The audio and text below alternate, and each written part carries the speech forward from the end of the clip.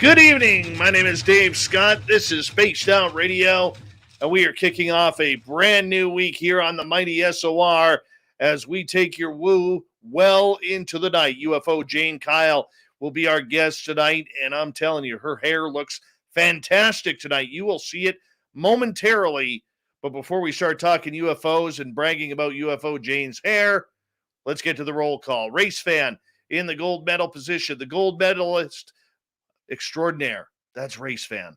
Yes, in silver, we have the gorgeous Cosmic Floor, the United Kingdom's own Simon Wales taking home the bronze medal. Jeffrey DeRuin, how you doing? Gorgeous Aussie Ange, what is up?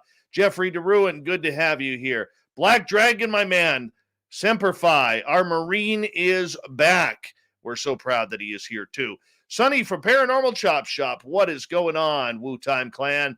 And we continue on here with the roll call. Thank you so much, Black Dragon, for starting off the super chat tonight. We really do appreciate your love and support of what we do here on Spaced Out Radio. So thank you so much.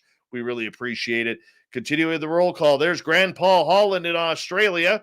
We continue on. There's Nicola. And who else do we have here? Gorgeous Steph Dickey has returned. Dirty Filth, good to see you, my friend. Dirty Filth, by the way, we'll be signing autographs after the show. Line up to the left of the studio, if you don't mind, to the left of the studio. John Swan, what is happening, my friend? Really appreciate you coming on in. Eddie Haskell, good to see you.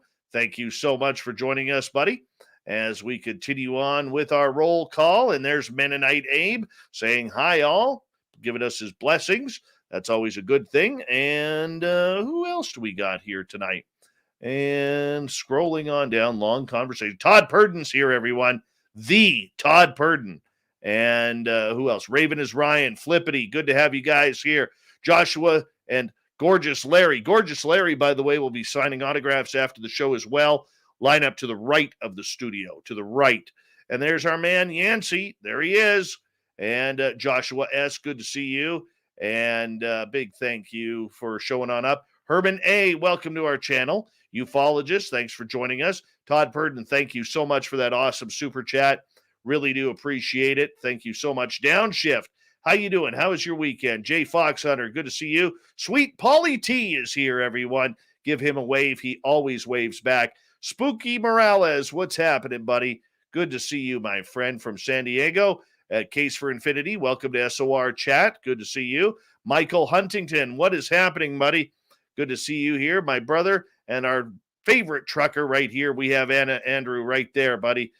Good to have you back. Oumuamua, good to see you. As we continue on with roll call here, who else do we have? We have Mama Susan, Luscious, Jules, Open-Minded Clarity. Good to see you all. Hope you had a great weekend. The lovely Samantha Hazelwood Gray has returned. She likes her hyphen. Wreaking Havoc John, how you doing, buddy? Good to see you, body technician. Thanks for coming in. The gorgeous Block Chic, there she is. Give us a bow if you don't mind. Rooted in Gorgeous Sacredness, Eric Austin, welcome to our channel. How are you? And who else do we have here? Richard Elmore, good to see you. The lovely Jeanette Sanchez has returned. Sensational Sherry, gorgeous Helena. Julius Caesar, what is happening? And there's Ben from UFO Garage right there. The stunning Arlene Atkins Zell has returned. Uncle Dale and his power stasher here. Remember, if you are in Austin, Texas, and you see Uncle Dale walking around, rub his power stash for all the good luck you can wish for on Black Friday. $5,900. Good to see you. As we continue on here with roll call, will we make it? That is the big key right now. Julio Avalos, nice to see you. Lovely Lauren, gorgeous Carol Indy, what is happening? And who else we got? Lee, what's happening? The Wizard Grand, nice to see you. And we're going to run out of time here. Felipe, nice to have you here. Case and Lee, thanks for coming on in. And Wesley Cornelius, good to see you. And we got like 10 seconds. Can we finish? Can we finish? I do not know. Gorgeous Jen A, Rich Hilke, good to see you. Ann B, welcome. And that's it. We got to rock the Gaspar. I can't forget that. Horns up. Here comes Bumblefoot.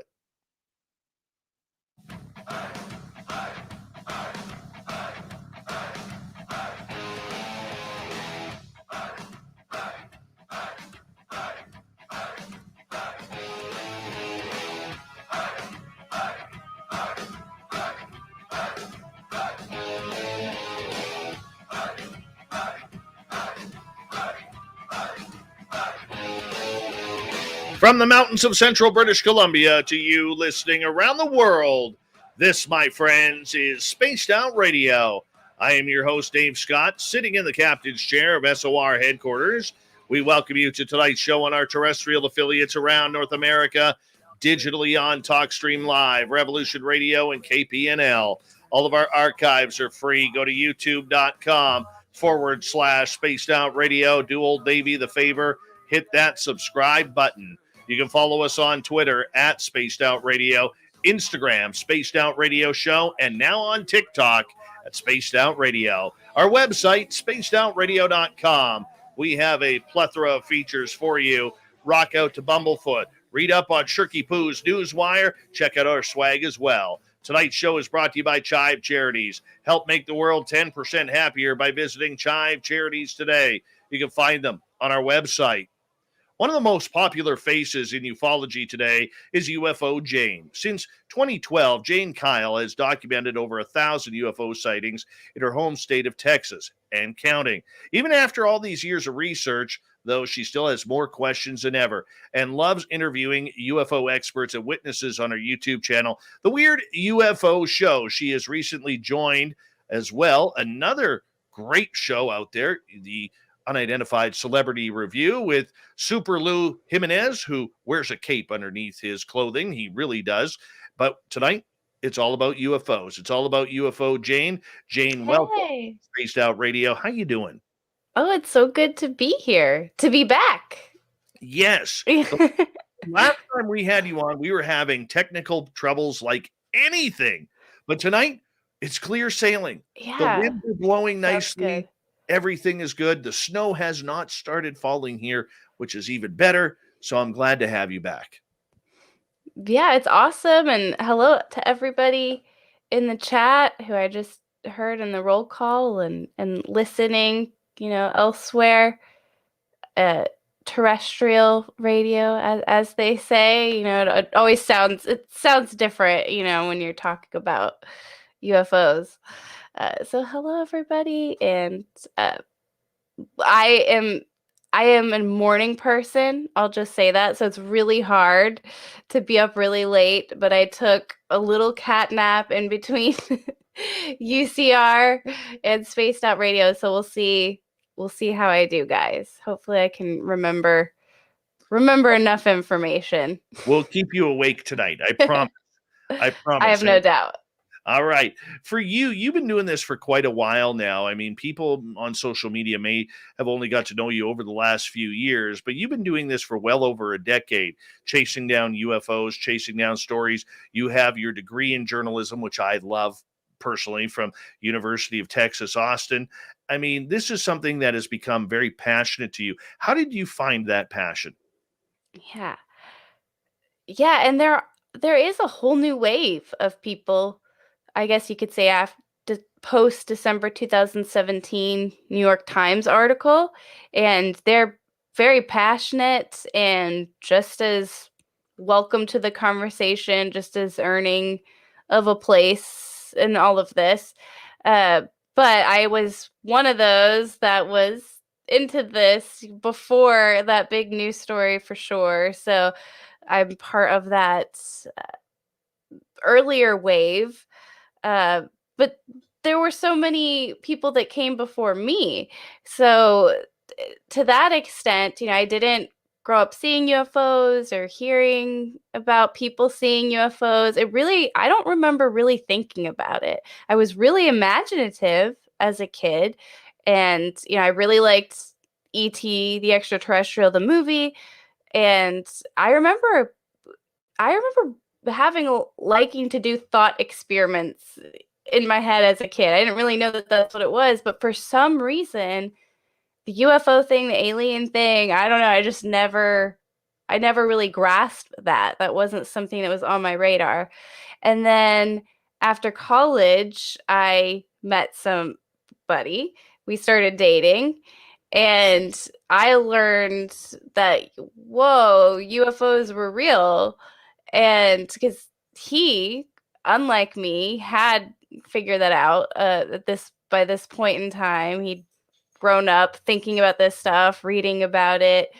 And of course, this would have been largely like pre-internet, right? When like actual like hard books. uh, um, and so for me, but by the time I got into it, this is, I guess, 2007-ish is when I, first discovered, oh, UFOs are real, like really real. And then I had a journalism degree from UT Austin, and I blogged and wrote about all kinds of things, and I started to blog about UFOs nationally a little bit and thought that was interesting. And then what happened though was in 2012, I started TexasUFOsightings.com.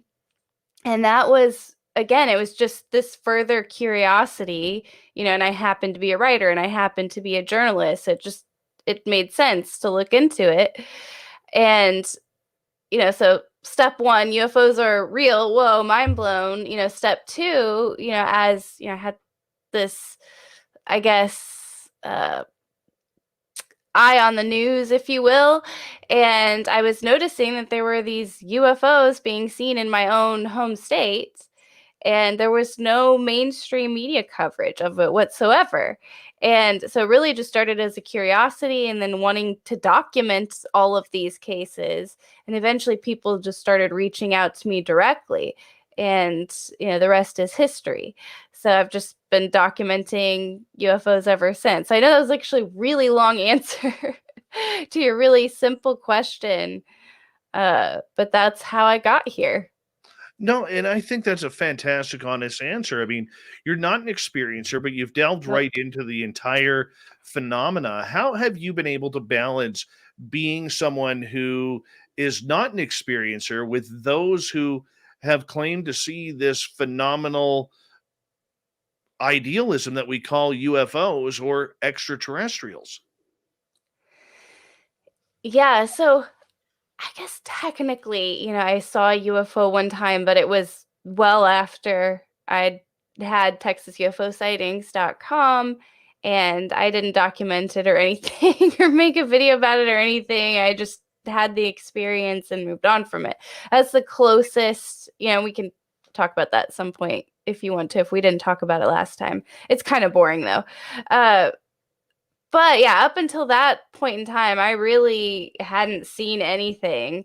And so I think it's been a good thing because it's allowed me to have some separation from the cases that I report on. So I think I can look at them more objectively and with less of a bias because I think if I'd had been abducted by an alien, or if I had seen, a triangle craft up close, really detailed, or a Tic Tac UFO, if I had been a military member and seen a Tic Tac UFO and briefed on it, it would be really hard to be not emotional about this, and I would be really hard to not get attached to certain theories about UFOs or certain evidence, especially if it supported experiences I had, right? Because it'd be such a need, understandably, to validate them. So I think it's been a really good thing because I can have a pretty, I guess, clear mind about it all. And that's not to say if you're an experiencer, you can't have a clear mind. But you do have a perspective. I think that's fair to say. If, and look, this is even an experiencer. A lot of them would say that that there might be more out there who have had experiences and aren't aware, right? So, I saw one UFO one time.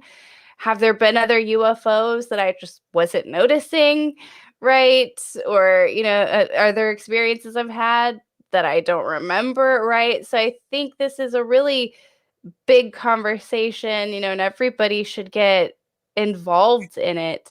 Uh, but I do think that in general, it's been a good thing for me. And I do have a friend here in Texas, interesting enough, who's an experiencer researcher, uh, expert, if you will. It's a hard term, in this world to call anybody an expert. And she really comes at this from a completely different angle, in the sense that she archives witness testimony, and it's not about proving whether a case happened or not, or collecting. She does collect evidence in the sense that she archives, witness testimony, but her goal isn't to necessarily find all the patterns of UFOs in Texas, whereas that's my goal. So we can put our notes together and learn a lot.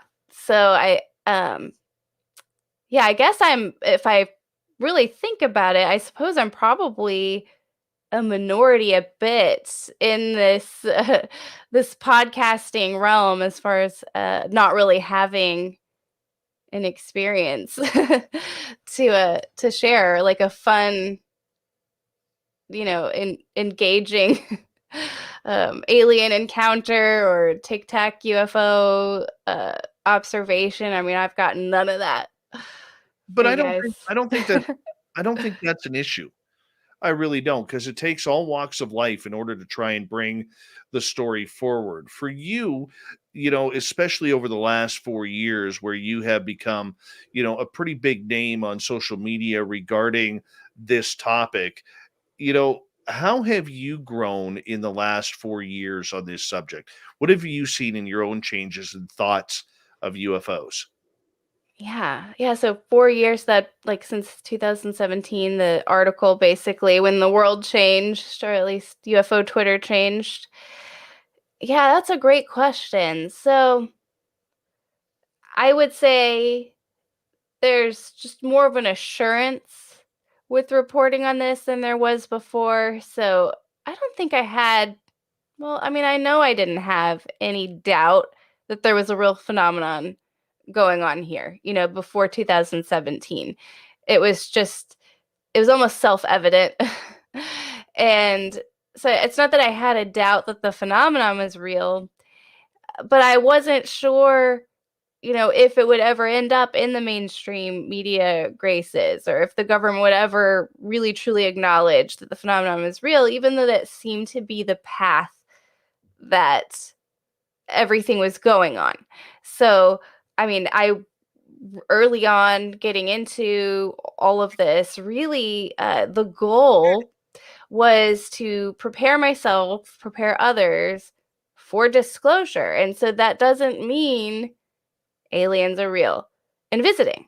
That just means, to me, it was very clear that there was a phenomenon, that, one of those theories is that it was extraterrestrial, and that eventually this was going to be in the news. This was going to be part of government policy. That's what, I guess you could say, I was betting on, and getting into all of this, that all of this would be worth it, that all the preparation would be worth it, right?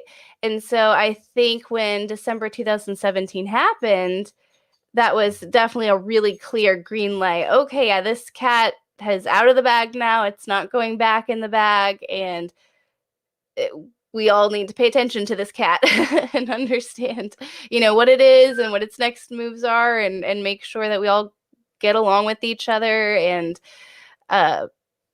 so that, I think it's just okay. It's more of an assurance of what I, came here to do, and it's just making it all the more worthwhile the more people join this conversation. Do you believe, or do you consider yourself a researcher or someone who just collects evidence? I mean, there's a big difference. Yeah. Like, I'll be honest with you, Jane, I don't consider myself a researcher at all. Yeah. I'm somebody who just tells a story. That's the journalistic side. You having the journalistic side and everything, where do you fall into that category? It's very confusing. It's a mixture. It kind of depends on the week. So on the very baseline, Texas UFO sightings.com is definitely, it's an archive. It's a documenting, collecting, right, in order to observe patterns, connect the dots. There's a lot of crowdsourcing, right, with comments even online, and people who reached out to me help me debunk things, help me to reopen cases, things like that, right? So in that sense, I feel like it's really more the community and me like relay in the community, right? And documenting that. I have some, I don't want to say what, but I have some cool stuff coming along those lines. But then I also have, I don't know what it is that that journalist side of me that wants to know, curious. So, I'll follow up with that person. I'll reach out to that person who might know something. I'll connect some dots that maybe weren't connected before, after spending a few hours, looking around and verifying things. And so I have, I guess, over the years, collected a number of, I suppose you could say, investigations, cases where, I feel at this point pretty proud that I've offered up some unique angles to the community. So yeah, I would say it's a mixture of researching and reporting. What I don't do that a lot of UFO investigators do is I really do not do a lot of the field work, and that's not been for a lack of wanting to. That's just, Texas is gigantic. So if I was, covering UFO sightings in one city, I can, and when it is a UFO that's in my hometown, I know that light intersection, and I can add some of that context, right? But it really would be impossible for me to go out and investigate the actual site of every UFO or even talk in person to every witness. So I do have to pick my battles, if you will, of, which path to go down. So yeah, it's a mixed bag, and I think that's just the nature. I'm just a curious person on YouTube. So, I mean, one of my favorite interviews, which you consider as just being a reporter, I'm just interviewing somebody. That was the culmination of a lot of behind the scenes, investigation, I had done. And I consider that one of my, I guess, I'll it's hard. I'm trying to talk around it without giving too many details away. I understand. Yeah, but there's a documentary called UFO Abduction that you may recall, or was it UFO Abduction? Right, yeah, UFO Abduction. And it came out in the 80s. It leaked in the 80s just as a VHS, right? And then it was remade, or then it was re-released. Anyways, there's a lot of lore and legend and conspiracy around it. And so I spent a lot of time on that, collecting some different data points around it that really did add even more mystery. And then I finally, was able to, let's just say there was a lot of questions about whether this was a documentary or actually leaked footage or based on or recreating something that really happened. And so, I was able to finally track down, the director, who is it's pretty well known to go to festivals, but then also, the main actor who was the star of this documentary, and talked to him, face to face. And as far as I know, he wasn't doing interviews at the time. So, I was able to, on one hand, put that theory to bed that this was a real documentary, because here I am, talking to the actor in it.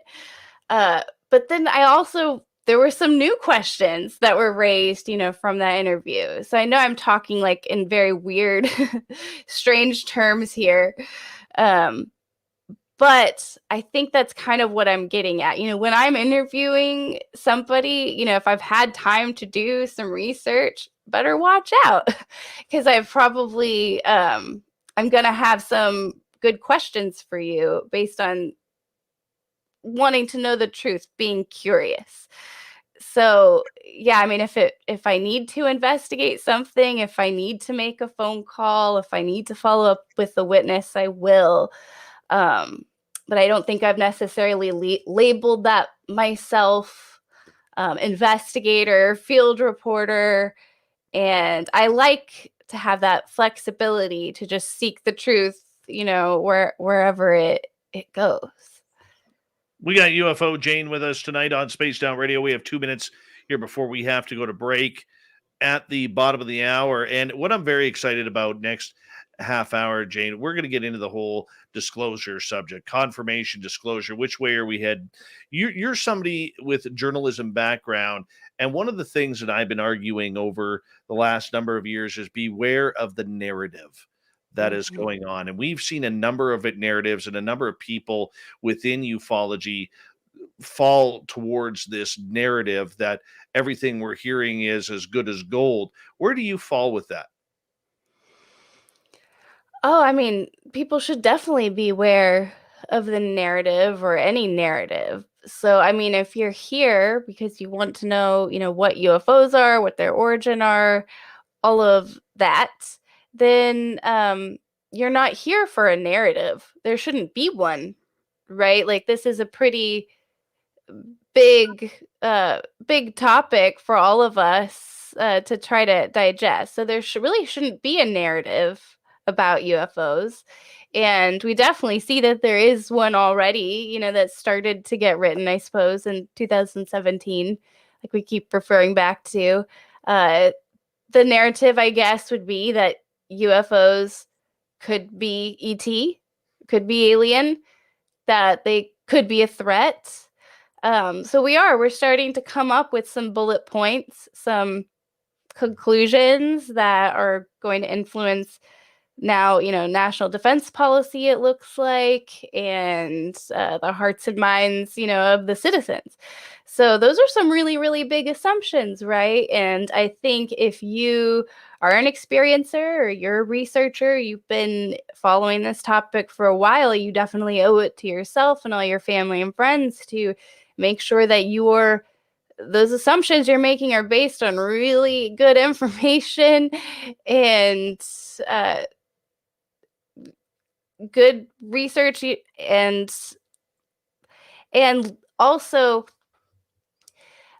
with good intent, right? So this idea that we're suddenly going to be given the truth about UFOs and their origin, if we just ask for it enough, we're going to get it, is probably a mistake, right? Because that would assume that there's somebody or a group of people that can give us this answer. So I guess intent's the wrong word, but with the right expectation, right? So we want to go in informed and looking out for one another, but also with the right expectation that we may not ever get these answers. I'm going to get you to hold on right there because we are going to step away for a break here at the bottom of the hour.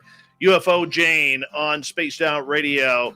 Disclosure, narratives, and more when we return on the mighty SOR.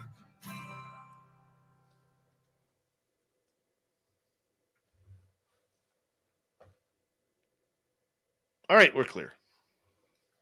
Good stuff. Good start. Oh, solid radio right there. I'm having a little trouble thinking, but we'll get there. We'll get there.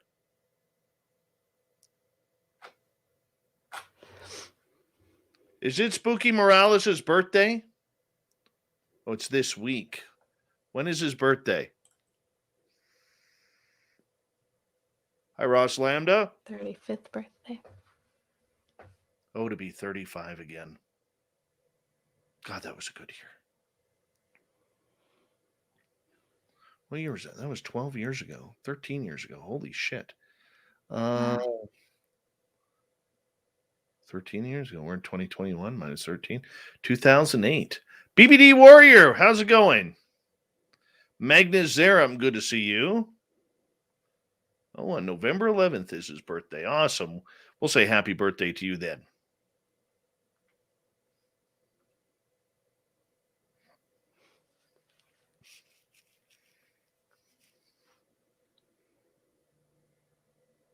It's an awesome microphone you have. Thank you. It's a newer one. I don't even know. Well, I guess it was a Yeti before. It was good, but I didn't know I didn't know how to use it, I think. So this I don't really have to think about is the trick. Yeah, nice. Yeah. Nice. Yes, you never go wrong with a good microphone. I think am I going to be on the UFO Garage? Do we have an interview scheduled? I think so. You should. I think I do. You could bug Ben about his patch beard. Oh yeah. What's a patch beard? Just grows in little patches. Oh, okay. Yeah, that makes sense. Yeah. Well, hey, not everybody can make it happen quickly, right? Everybody has a different starting point. Exactly. We love Ben around here. He actually, him and Joe are just from UFO Garage. They are just amazing. Amazing. There's Ben again. I also grow a natural mullet.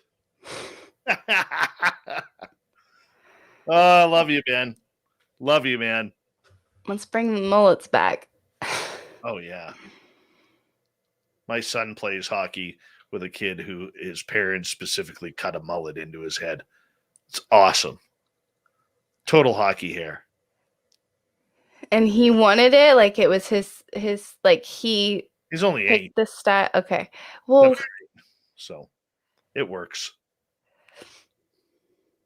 Hi, Vash. I think on a kid, I feel like on a kid it's could be cute. And like I'm trying to picture it in my head. I think a kid can pull it off. Oh yeah.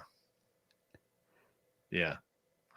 I would love to see more mullets out there. I need something to laugh at.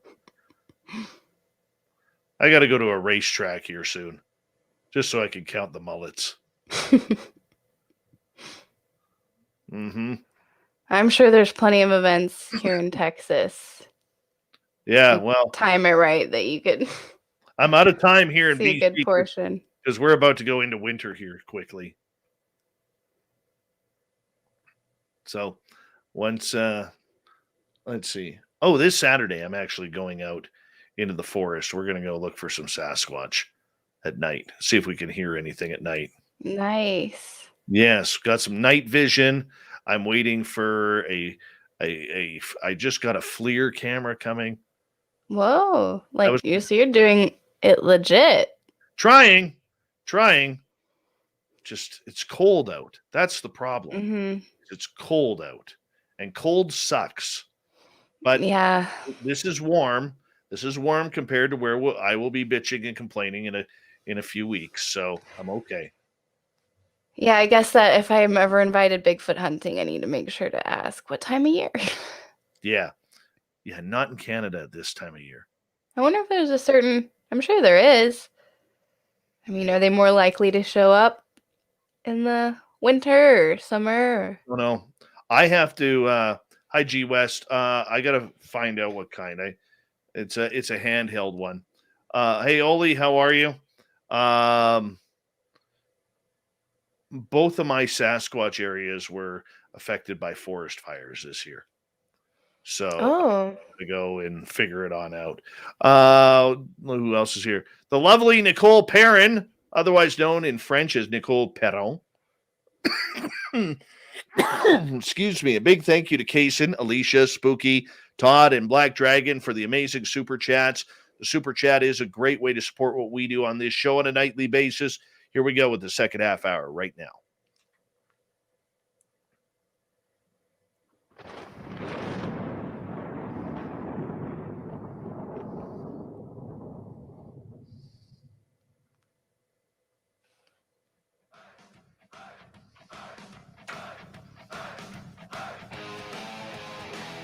Second half hour of Spaced Out Radio is now underway. Hi to everyone out there. My name is Dave Scott. I am growing my winter beard so that way I don't freeze. I hope you like it, even if you're in Radio Land and can't see it. But nonetheless, we want to say hello to everyone out there and remind you that if you're missing part of this show or others, check out our free archives by going to youtube.com/Spaced Out Radio.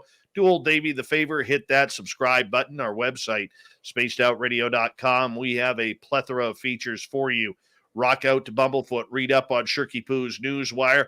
We got great swag as well. Follow us on Twitter at Spaced Out Radio, Instagram at Spaced Out Radio Show, and now on TikTok at Spaced Out Radio. No, we haven't got any videos up yet. I got to figure out how to fit my head on that small little camera. So either way, we're going to be talking UFOs tonight, all the way from Texas. We have UFOJane Kyle. She has a great podcast out called The Weird UFO Show, as well as a new member of the Unidentified Celebrity Review, and we're glad to have everybody here checking us on out. Jane, welcome back. It's good to be back, and I think I'm waking up. So perfect. Me too. I made it. Me too. I finally woke up. we knew you would get there. Totally knew you would get there. Right before the break, we were talking about the narrative of everything, and we'll get into that a little bit more in a little bit here. But one of the big questions that a lot of people have right now is, when is disclosure coming? What is disclosure? What's it all about? You know, that is such a hard topic to discuss because there's so many different angles and avenues to it. But when you view disclosure, what do you think it's all about? Yeah, I mean, I really think of it as a process. So I don't look, we very well might in our history books, you know, in the future be able to say, hey, disclosure happened July 5th, 2022. And that could be, I suppose, a massive UFO sighting, right? That people all around the world see. I think that could definitely be an overnight disclosure event, right? Where certainly you'd still have people debating, did I see that or not? Was that government or not? You might still have some stragglers, but I could see an event like that. But outside of an event like, or I suppose if you had, you know, a presidential speech where, you know, somebody, I think it would have to be the president of the United States, at least for, if we're talking about disclosure for us, right? So it would have to be the president. I don't think there's anybody else that could have a speech and then that lead to overnight disclosure, right? I really do feel right now still it'd have to be the president, you know, of the US saying aliens are real, not just UFOs, right? So I suppose you could have, you know, a day like that. You know, that was the day disclosure happened. But truly it's a process, and I think how the history books will talk about it is they'll say it started maybe in the 90s or 1947, who knows, but you know, really December 2017 their Pentagon UFO videos were released. It'll be a timeline, you know, like you see in your history books when you're learning about evolution of mankind or anything, right? There was a release of videos, then there was a June or a government UFO report in June 2021 where the government acknowledged that the phenomenon should be taken seriously. And then, let's see, November 6th, 2021, you know, an amendment was proposed, or I guess whenever this bill passes, you know, a bill passes that included UAP in, you know, our defense bill, our defense strategy, if you will. So it'll just be this stair step to this culmination where, you know, we are all aware that the phenomenon is real and that there is life outside, you know, of our planet. And so that stair step to disclosure could include stories about life being on Mars or Venus. It could include stories about ancient life here on Earth having, you know, maybe alien DNA. It could include stories about recovering ancient craft or technology, right? And these stories might be told by different people with different angles who are not even talking to each other, right? But it will all together tell a story that we're not alone in the universe, you know, and at a sheer minimum, just the awareness that we're not alone in the universe, that would be disclosure. Now, does that actually mean that we're not alone in the universe, that's a totally different question entirely, right? Disclosure is a group, we're as a group agreeing, signing up to this new paradigm together. So I do think it's happening.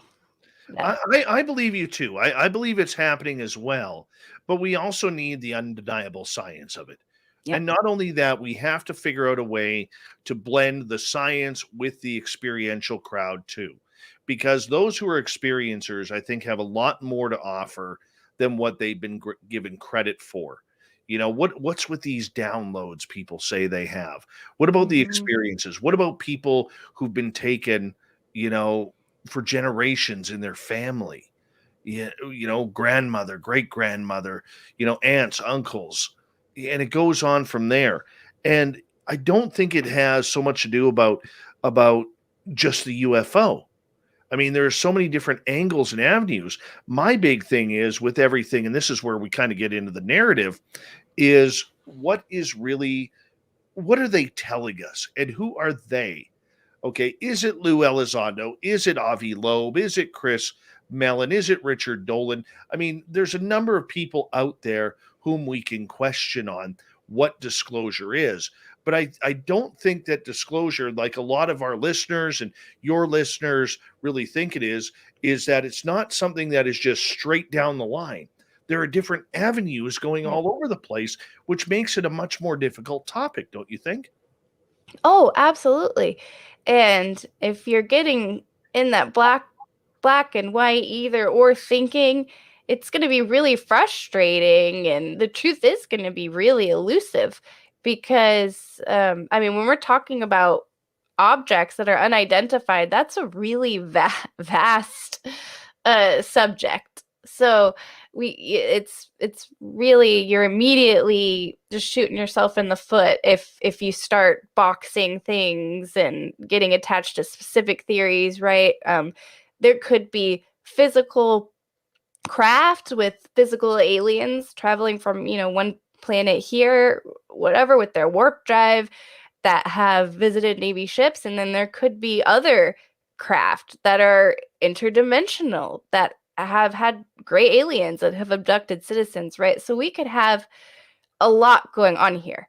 So, and we probably do, alien or not, we probably do have a lot going on here. I mean, let's talk about ball lightning. That's a super fascinating phenomenon that we still have a lot to learn about, that really gets grouped in that UFO bucket, kind of rightfully so. So that's an example, right, of just how big this subject is.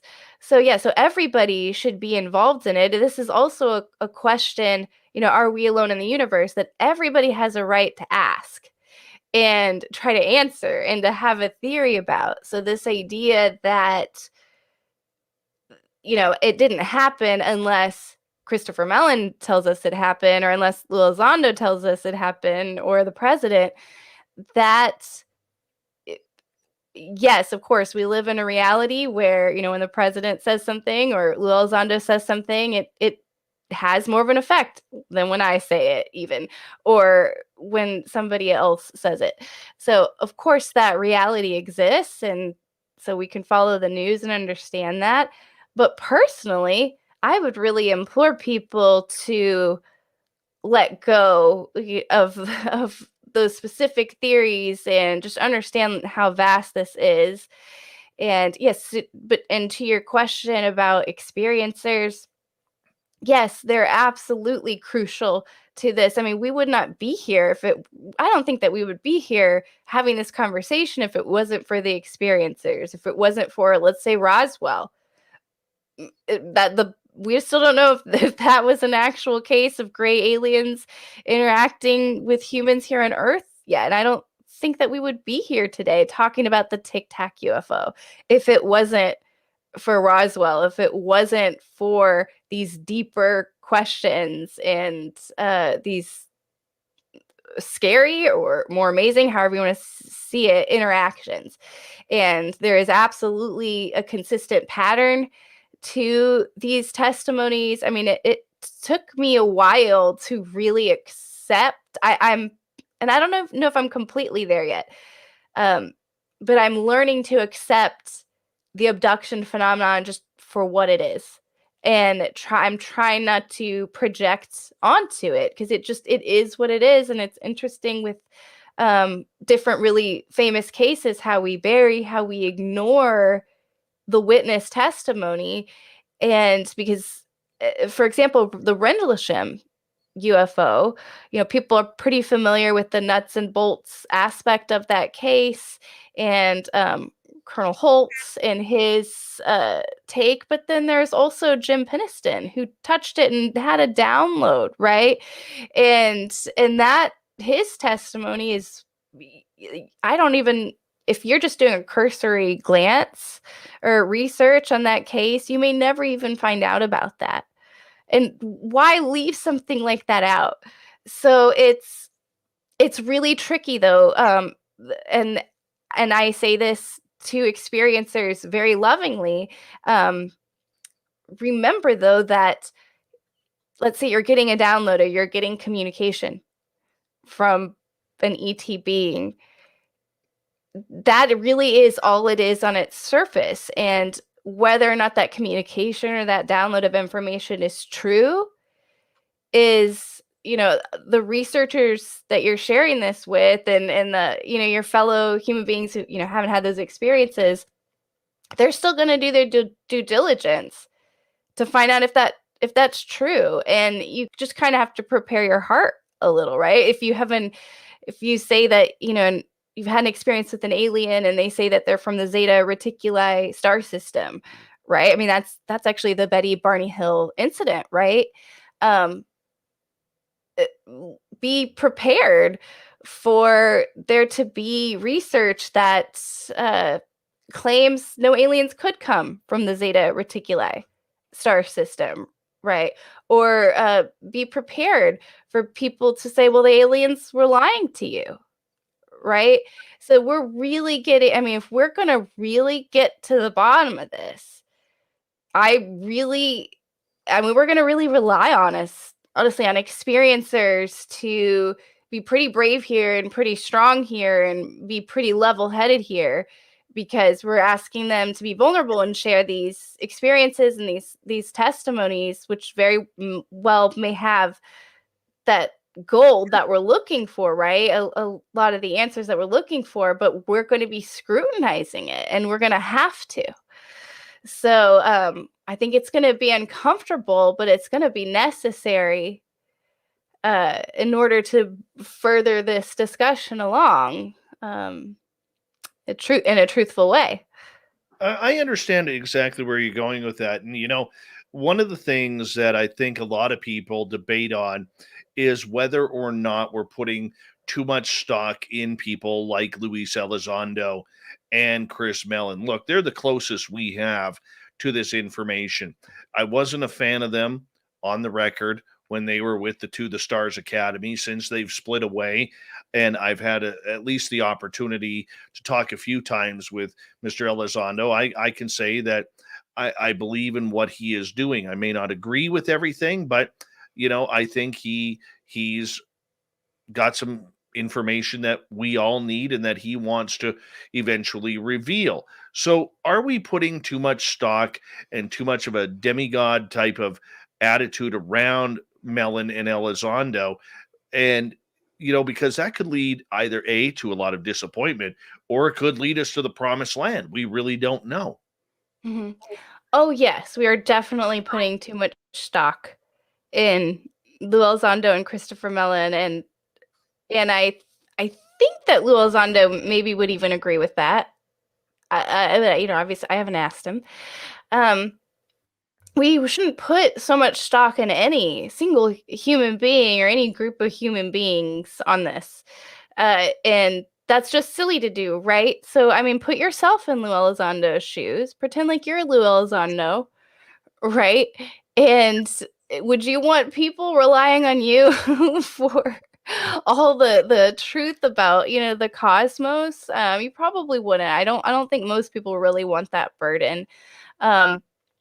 So I tuned. So when Lou Elizondo first, he gave a really harrowing speech. I recall at UFO Congress. I don't know how many years ago. And I remember paying really close attention and just analyzing that speech like crazy and just taking that for myself. And then I remember thinking, okay, I'm not gonna. um, and I really like Lutz. I don't say this. I only say this with respect, but I said, okay, I'm not going to listen to any more interviews.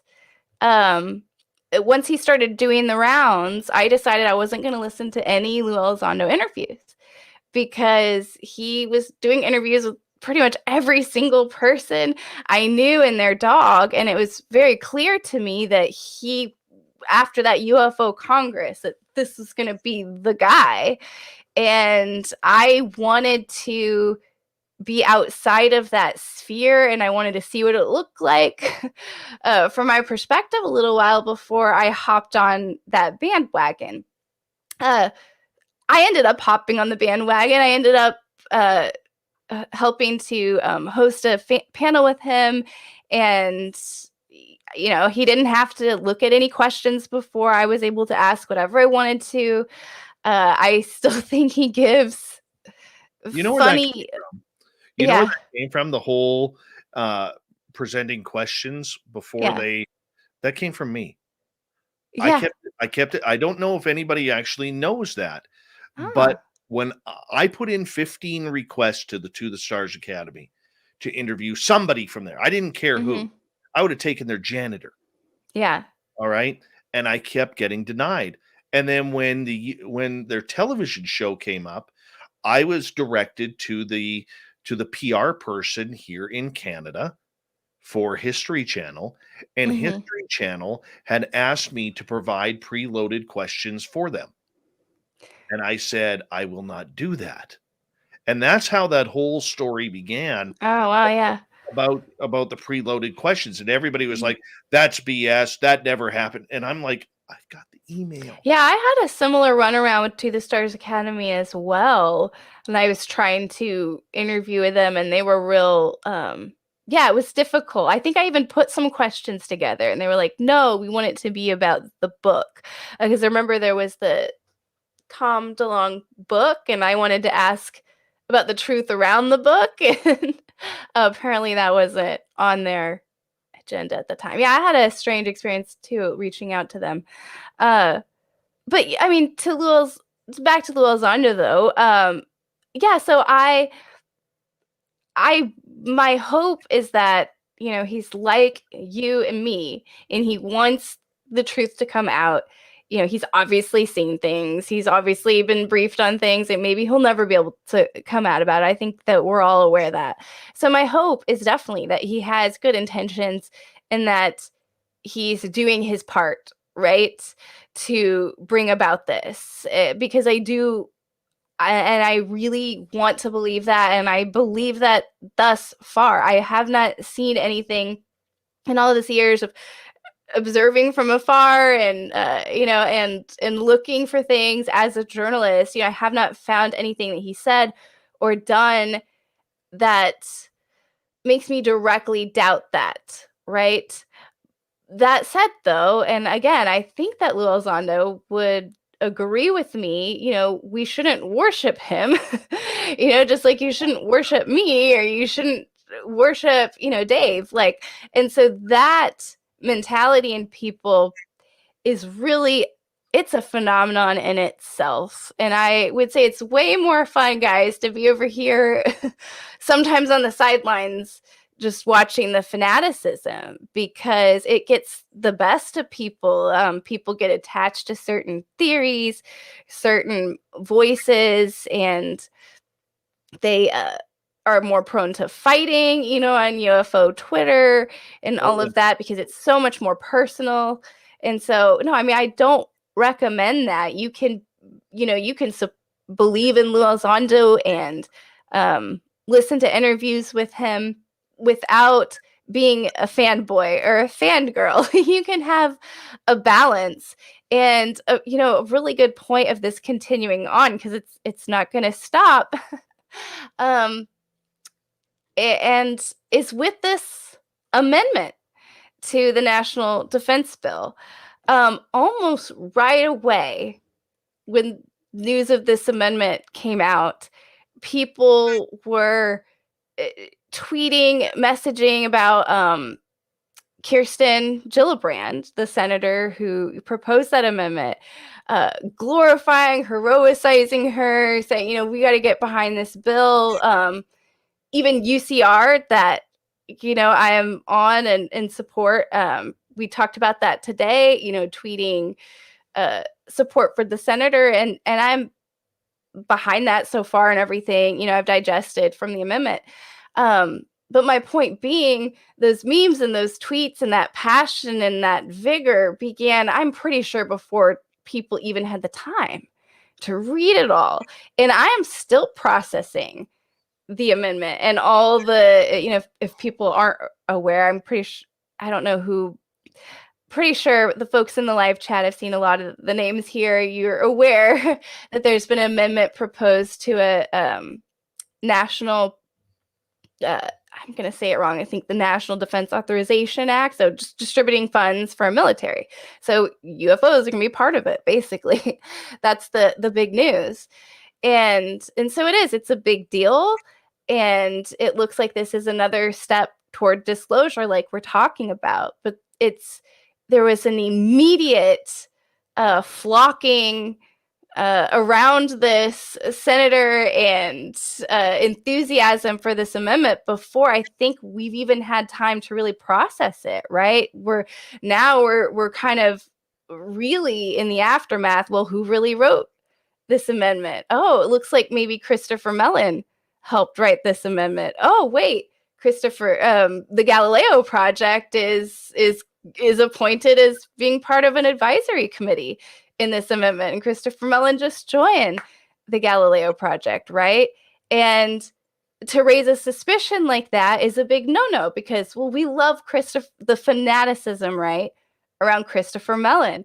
So, as a journalist, I really avoid that, and it's not personally against Mellon or Elizondo or Senator Gillibrand. I mean, all of them have done more than I've ever done, right, to further information and truth about the UFO topic. So it's not personal against them, but I'm definitely not going to be a fangirl of them. And I think that's what, people who subscribe to me on YouTube and follow me, I think that's what they want, is for me to, yeah. Right. Well, we're going to go to break here at the top of the hour here. UFOJane Kyle is with us from the Unidentified Celebrity Review and the Weird UFO Show, both on YouTube. We're going to continue fanaticism in ufology. That's a topic we really haven't covered on this show. I say we run with it. Let's see where it goes. Yeah, it's something about this like late night hour here in Texas. Just gets it's full time on the mic. Yeah, I think that's what it is. With UFOJane Kyle next.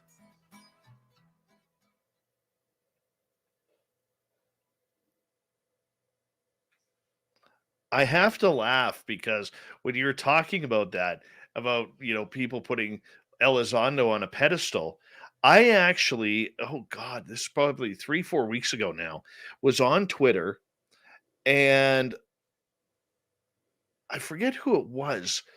And I had mentioned, Lou doesn't like being the demigod of ufology here. Like, give the guy a break. Mm-hmm. And I got jumped on. Right? The irony. Stop making this stuff up. Lou is the savior of what we're doing and all this. And I said, and he would never say that. I said, go listen to my interview with him. He's really humble in interviews. Like, he's real. He usually deflects, but he doesn't compliment. I have him on tape saying, I don't like it. Yeah. There's other people behind the scenes who are pushing. Yeah.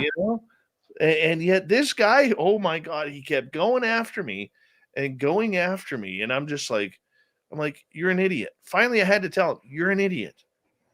It's just not worth it. People just get, I know, you just gotta take a moment, when you're getting all heated and angry on Twitter and, attacking people, you just gotta take a moment. You're like, what am I here for? What am I doing? Now, yeah, it's amazing how passionate people get. I'm noticing quite a few new people in our chat room right now. If this is your first time here, I just want to say thank you so much for coming on in. Hey. We do a lot of things different here because we are a live radio show as well. So we have to take commercial breaks at the top and bottom of the hour to time everything out with our radio station. So you guys kind of get a behind the scenes look at what happens during those commercial breaks. So I appreciate you guys understanding and wondering what the hell is going on. Hey, this is why we're telling you. So thank you so much for tuning us in. Don't forget to hit that subscribe button and ring that bell because we are here 7 days a week for you. Excuse me about that. River Dogma, how you doing? Science Bob will be back in a couple of nights. Don't you worry, Grandmaster. He's coming for you. Let's see here. Bim Jim, how you doing? Good to see you, buddy. All right, I think we're good. We're good. We got a few minutes here.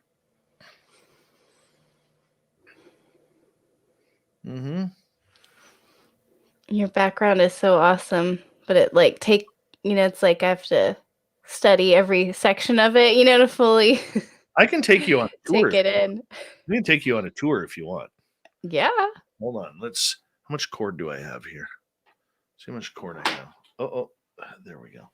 All right. So that's our YouTube screen right there. There we are. You can wave. We'll go like this. And hold on. See if it's a delay. Yeah. There you can see the delay. This is our Spreaker. That's my hand lotion because I get dry hands. There's kind of my alien section there. Nice. Candles. Alien section. And then my large orb, my gnomes, my shark. That's my daughter's guitar right there. I hang that there. And then that red one right there, that was my son's guitar until the electronics went in it. So I hung that one up. I'm retiring that one. That one is goes out of tune easy.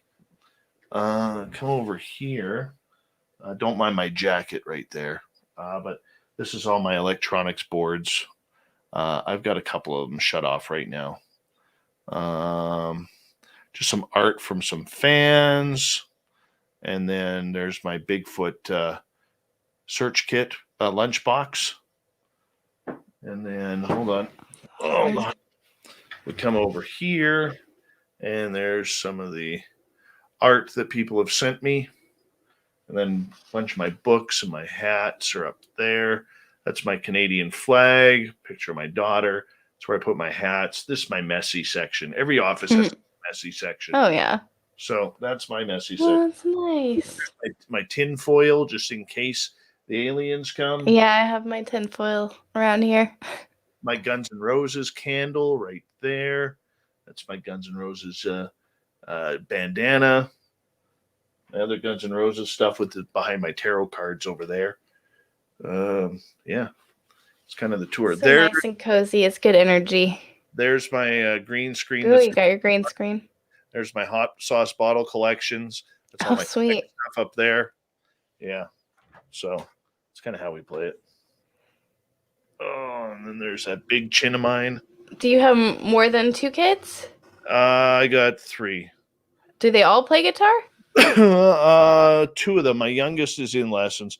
My youngest is going to be a rock star. That's so fun. Oh yeah. He is just taking to the guitar like anything. His guitar teacher is just like, this kid is going to be amazing. Wow. Yeah, and I'm just like, cool. Let's rock. We got about 25 seconds here, so Anybody else new come into the chat room while I was taking you on a tour? Let's see here. No. That I see.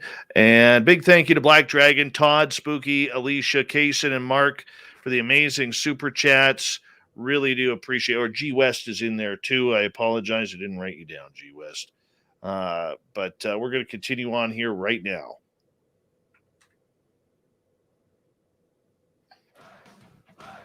You're listening to Spaced Out Radio with Dave Scott. Follow Dave on Twitter at Spaced Out Radio and on Facebook, Spaced Out Radio Show. Hour number 2 of Spaced Out Radio is underway tonight. My name is Dave Scott. Thank you so much for taking the time to join us. We really do appreciate earning your listening ears wherever you are on this beautiful planet we call Earth. Hello to everyone listening in on our terrestrial affiliates around North America and digitally on TalkStream Live, Revolution Radio, and KPNL. All of our archives are free. Go to youtube.com/Spaced Out Radio. Do old Davey the favor. Hit that subscribe button. The Desert Clam has set the password for tonight in the SOR Space Travelers Club. Kashamik. Kashamik is your password. Use it wisely, Space Travelers, as a clam sets the password each and every night right here on Spaced Out Radio. Our website, spacedoutradio.com. We have a plethora of features for you. Rock out to Bumblefoot, read up on Shirky Poo's Newswire. You can check out our swag as well. Follow us on Twitter, like our good friend listening in right now, Julie Bond, Julie Bond. Or check us out on Instagram at Spaced Out Radio Show. And follow us on our new TikTok channel, which is at Spaced Out Radio. Here we go with UFOJane Kyle in hour number 2. We're rocking it out here because she is part of the Weird UFO podcast show. Weird UFO show. Yeah, it's confusing because I've got so many different different things going on. Now, UCR, Unidentified Celebrity Review. Be honest. What do you think of Lou Jimenez's mustache? That's pretty nice, eh? Very nice. Does he have one right now? Yes, he does. Yeah, I like it. I'm a fan of his. Yeah. Oh, Luis is the best. He's the best. I am so excited to be part of UC. Now I feel like I have to go look up the state of his mustache right now. It's not like super thick though. Is that what you mean? No, it's just nice and tight. Yeah, it's like it's like tight. you don't even notice it almost, right? No. Like pull he's, it up. He's got a strong lip blade, very strong lip blade. We'll be honest with that. Right before the break, we were talking about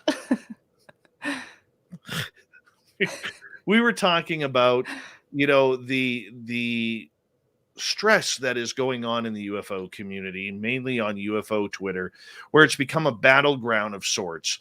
Of skeptics to non-believers to those who are diehard followers of people like Lou Elizondo or even Anjali or anybody like that. I mean, the state of UFO Twitter right now, I think, is ugly. I will be I don't see anything pretty about it. It used to be a place of information. It used to be a place where people were passing around ideas, thoughts, and news that they had heard. And now it just seems to have become a real battleground for the subject. Is this healthy for ufology right now? Oh, no, it's toxic. It's awful. It's the part of ufology that I was dreading because really I knew it was coming. Really, it's so funny. Before 2017, I feel like I was like, when is the government going to come out? I can't wait. But now it's like, I really wish I could go back to those days sometimes because you could talk about anything. You could share any UFO video or whatever. And sure, there were still trolls and debates, but I don't know. It was just, you really did feel free to share any idea that you had. And it was just a pretty uniting topic. I guess it was also a smaller group of people talking about it. So maybe that helped. But yeah, kind of ever since, though, it hit the mainstream and UFO Twitter became UFO Twitter.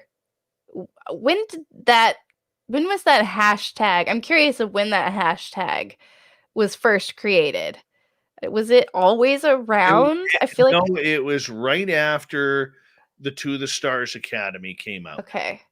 Yeah. Okay. Yeah. So it was pretty. Yeah, things were pretty friendly and light for a little while there. But almost right away, though, I do think it introduced an element of seriousness to the topic, rightfully so, right? Because it became more serious, and then as a result, people get, I guess, more passionate about it and cue the fighting, and there was a lot of wanting to take credit. Either, it's so funny, not because the people who would be tweeting, they wouldn't want credit for disclosure because they weren't necessarily researchers, or the folks who are fighting, I guess I could say, almost like they're fighting over which researcher should get credit for disclosure, right? Like, I think it's Tom DeLonge, or I don't think Tom DeLonge's helping with this at all. And so very much that was an early on UFO Twitter war, if you can recall. And I do feel ever since it's just escalated and it's become increasingly personal and nasty, and divisive, in the sense that there's like these people attaching to hashtags or not hashtags outside of UFO Twitter, right? It's definitely just gotten nastier. At the same time, though, Twitter and UFO Twitter really is what you make of it. And I don't, if, I only am going to spend so much time and energy on that sort of thing. And so I really don't find myself in those threads and commenting on them. And so as a result, it's really not what shows up in my feed. So, unless you're feeding that, if you're not feeding that, you're not really going to get it. That's not going to be your experience. So I think there's some, choice to participate or not.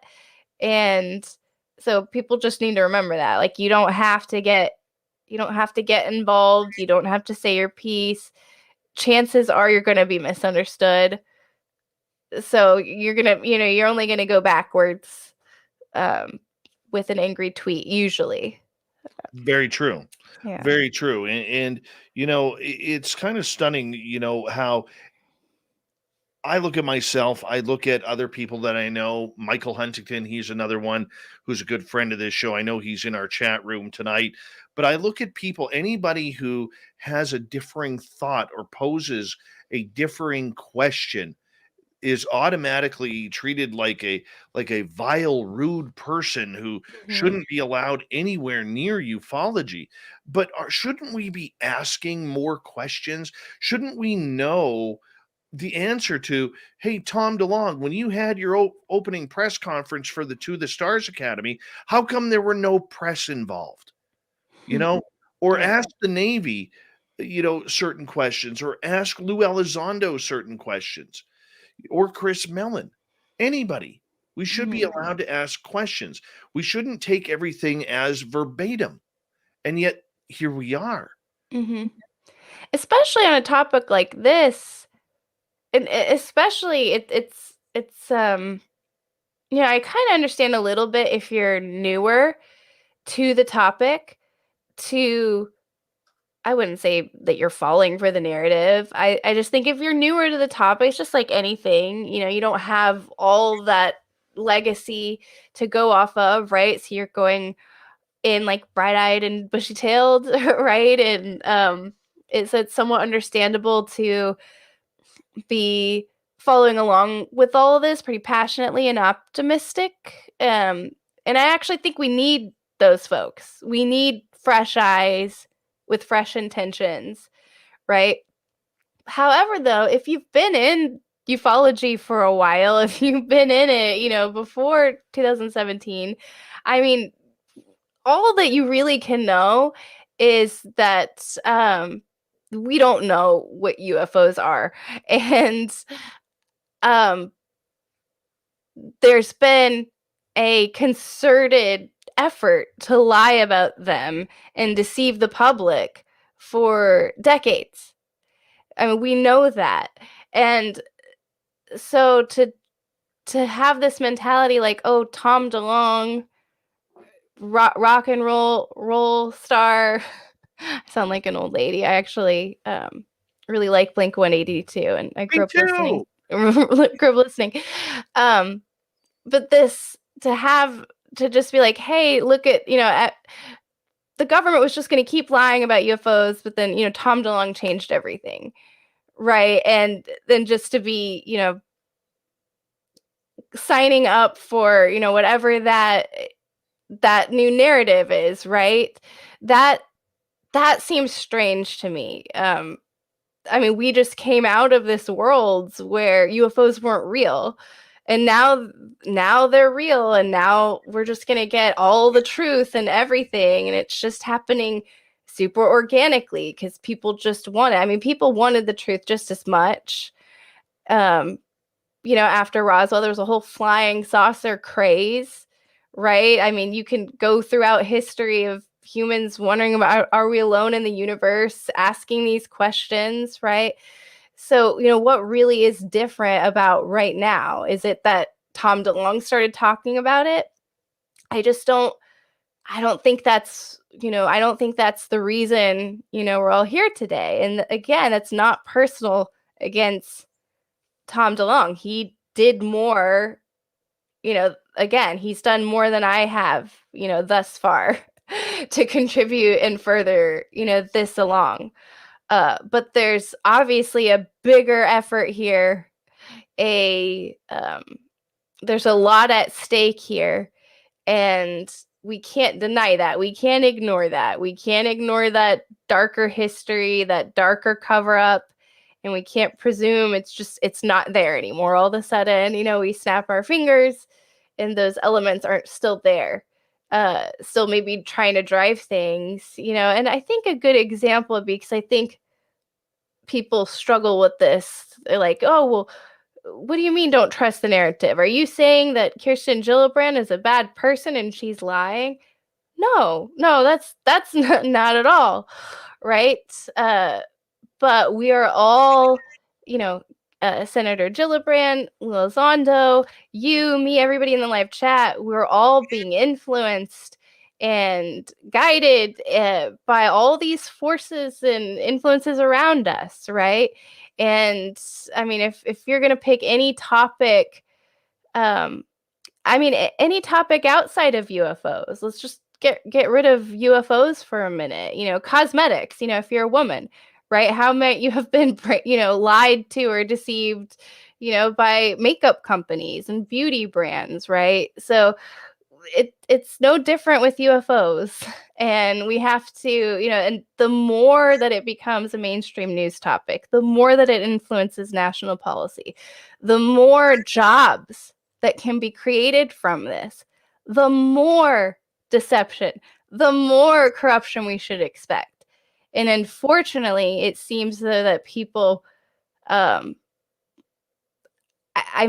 guess because we just want, we want a bright utopian future, right? Or we're just all happy and, hanging out with aliens. And I want that future too, but we can't romanticize that too much. We can't just expect sunshine and rainbows. We have to keep asking those hard questions and just know that it's not personal.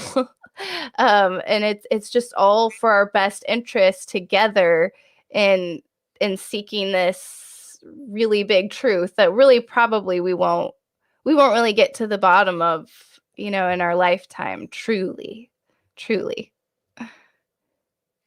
How do we get there? How did we get to where we are right now?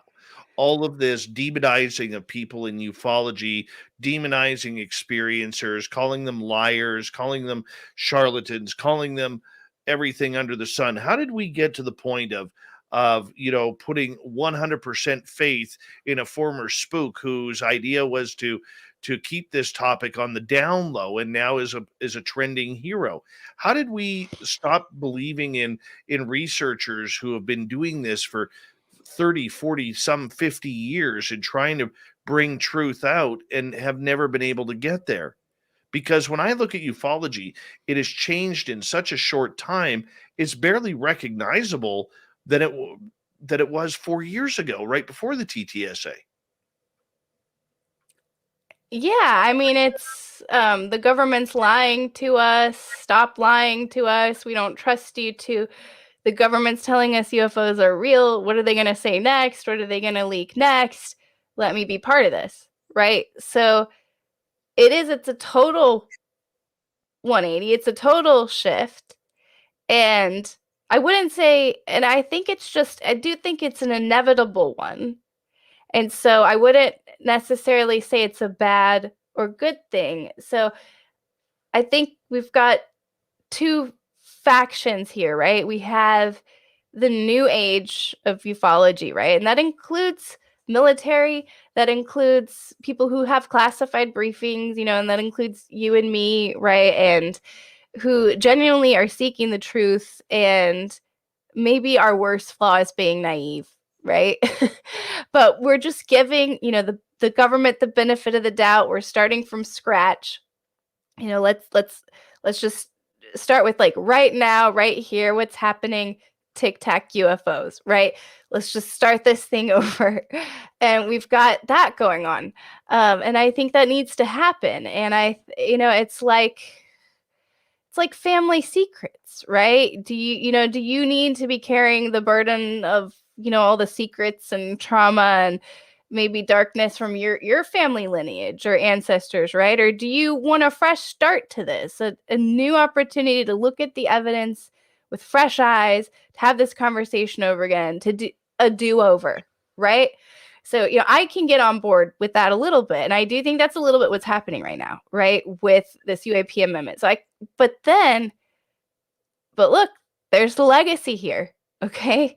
And there's a lot of folks who have passed, who are no longer with us today, who I suppose maybe have a lot of these answers and, or were responsible for keeping this topic a secret for so long. And we're not going to be able to get away from that. You can't get away, in order for history not to repeat itself again, we're going to have to confront that. So I do think that that's coming for all of us. And I think even Lou Elizondo has hinted at that. He's not been a Roswell denier, right? He'll sometimes go off the trail and talk about things that happened, well before the Tic Tac UFO, to his credit, right? So I do think that we're going to have to go back to all that dark, difficult history and really confront it if we are going to expect to really come out the other side of this. And I just think they're two different groups and factions that just have to coexist for now. We have 5 minutes to go before we have to go to break. At the bottom of the hour, UFOJane is with us tonight on Spaced Out Radio. We keep hearing a lot of radio shows, a lot of podcasts, UFO channels, and people who are researching, like Elizondo, saying, the public has to put more pressure on. The public needs to step up their support for UFO studies and research. The public needs more activism. That's now a big term on Twitter, UAP activism or UFO hacktivism. Does the public really have that much power when it comes to literally the second biggest stories in mankind's history, next to Jesus Christ himself coming back down from the heavens? So yes, I do. I do think the public has a lot of power. Now, the question is the public wielding that power appropriately right now? Are they being directed to wield it in a certain way? I think that would maybe be a better question or a more helpful question in navigating all of this. But yeah, I do think the public has tremendous power, and just you and me, just individual human beings, have tremendous power. We have so much power that we can see a UFO and make up our own mind about it. You didn't have to have any security briefing for that, right? All this big truth that they're trying to keep from you, they've not been able to keep from any of us. So, that is why we're here today, because this truth cannot be suppressed. So whether we think there are dark and light elements that are pushing for disclosure, I do think there is a push for disclosure, because I do think, yes, the truth inevitably comes out. Now, the public is responsible for that, right? That power, and how will it be wielded? And, that's another question. But yeah, I do think that disclosure can be how you and I want it to be for you and me. If we choose to take up that challenge. Okay, the reason why I asked that is because we got 2.5 minutes here, is because I think activism is one thing and getting the story out there and putting pressure on it is good. But what kind of disclosure or confirmation are we going to get? There's still a giant Pandora's box of information that we have no idea about, that if it ever got out to the public, I mean, this could collapse governments, it could collapse economies, it could collapse religion. A lot of things out there that we as a human society, never mind an American or a Canadian society, but a human society may not be ready for. Yeah, absolutely. And we are the wild card, right? So let's say, the public was more open to UFOs and the idea of aliens, and they already were thinking about how it would impact their religious or spiritual perspectives, right? That type of public, maybe the government doesn't feel as worrisome about sharing UFO truths, right? Or evidence that they have collected so far. So, yeah, I don't think it's unquestionable that humans couldn't get our act together a little bit and show that we can handle the truth. So, if you come from the military, or your former counterintelligence, right? You understand what the military is looking for, and what decision makers with these top secret clearances are looking for. You know what signs they're looking for to feel confident enough to share UFO evidence, in the public. So I don't think it's unfathomable that there could be some folks out there trying to just urge us along to be able to cope with this more, so that, look, whether or not our own US government wants us to know about UFOs and aliens, what if another foreign government tells us some about them, right? Or what if there is a mass sighting event? This is not something, if it's real, that the US government can control, right? So Very it's just true. Let's something. hold it right there. Yeah. So that way we could go to break here at the bottom of the hour. UFOJane Kyle is here from the Weird UFO Show and Unidentified Celebrity Review. We're going to continue with the UFO talk, where it's going, where it's come, where it's gone. And we'll take your questions if you're in one of our chat rooms as well, here on Spaced Out Radio.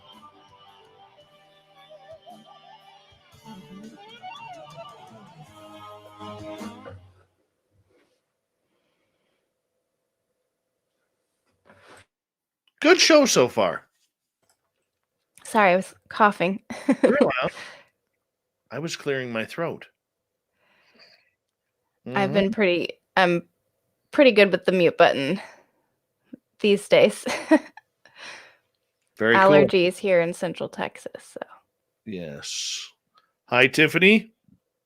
Welcome to our chat room.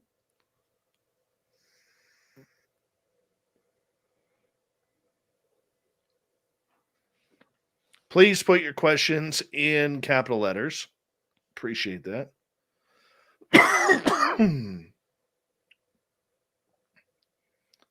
There's some love for you. Oh, thanks, Purpose and Grace. What a great handle. Mm-hmm.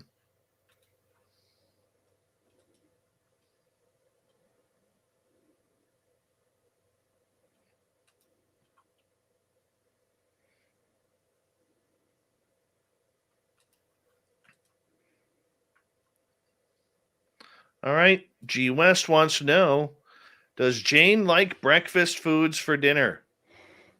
Oh yeah, I prefer breakfast for dinner than in the morning. I could tell.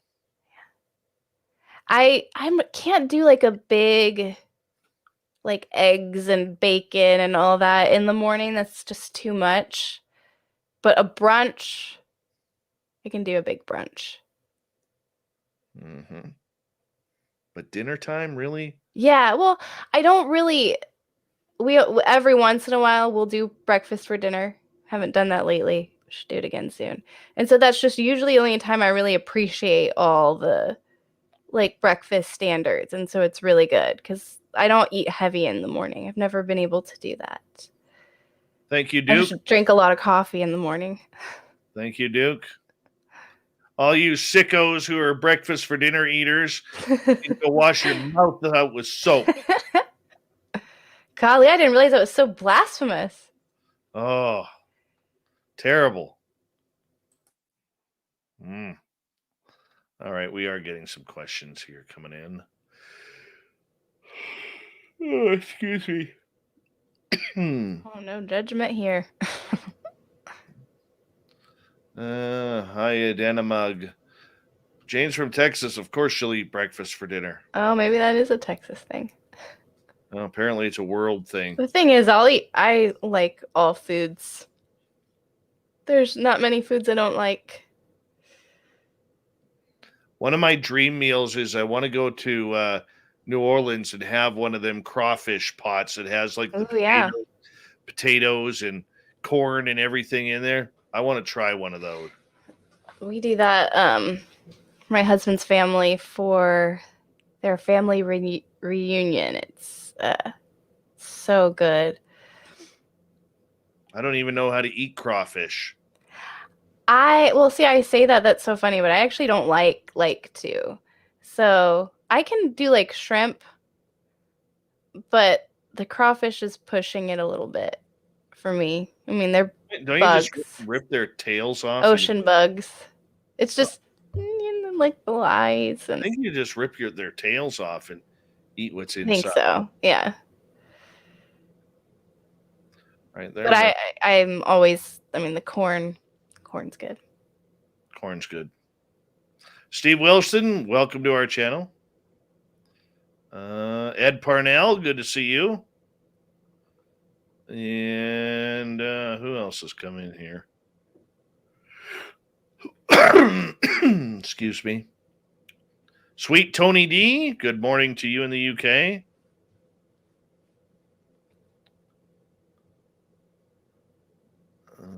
RB, good to have you here.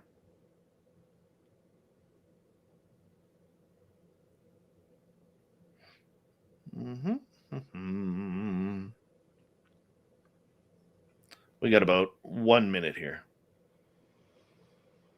Flying on by, UFOJane. Yeah, for real. That is a fun nickname, UFOJane. Yeah, I mean, I was anonymous in the beginning, so I didn't have a picture ever go on video or anything. Who gave you UFOJane? Well, I'm trying to think of the order, because when I first, basically, a journalist was on the phone with me and asking about a sighting, and I had been anonymous, and I just was like, okay, Jane Kyle, I guess I'm saying who I am. And so I think it was at that point. So it's 2016, I know, because I looked into this the other day. So 2016 was when I created an Instagram. So probably. Nice. Probably just Instagram, you know. Nice. Here we go.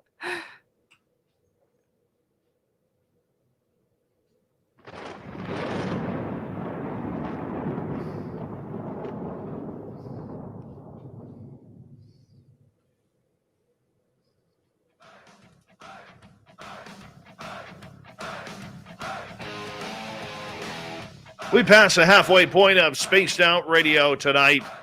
My name is Dave Scott. Thank you so much for taking the time to join us. We really do appreciate earning your listening ears.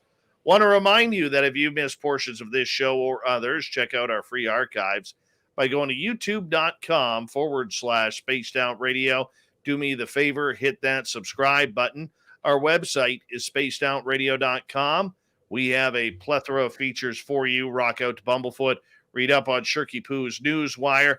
You can check out our swag as well. Follow us on our brand new TikTok channel at Spaced Out Radio, at Spaced Out Radio on Twitter, and on Instagram at Spaced Out Radio Show. We continue on tonight with the UFO talk with UFOJane Kyle. She is with the Weird UFO Show and the Unidentified Celebrity Review. Jane, welcome back. Welcome, or good to be back. There we go. Let's start off with some audience questions here. David says, what percentage do you think is military compared to something that is actually from another world? Oh, man. Golly, that's so hard. I mean, percentage of sightings in Texas, percentage of, the UFOs that were in the June report, right? Or just all UFOs? Oh, golly, that's such a big question. I can't help but get super analytical about it and start trying to break it down. My instincts are that a lot of the triangle, here's what I'd say. The triangles are probably the most persistent, perplexing, and well-documented UFOs that I've covered here in Texas. So if I'm just going to focus on my expertise and what I've covered in Texas, those have been the ones that have stood out the most to me. And I do think, I don't know, a majority of those could be military, because I know that we have technology that's pretty similar, or had. And so I think my question more is the origin of that technology and what was it inspired by. So as far as the triangle crafts, which are the more amazingly well-documented phenomenon here in Texas, I do think a good chunk could be military. But it's anyone's guess. I mean, that's why we're here. It's unidentified.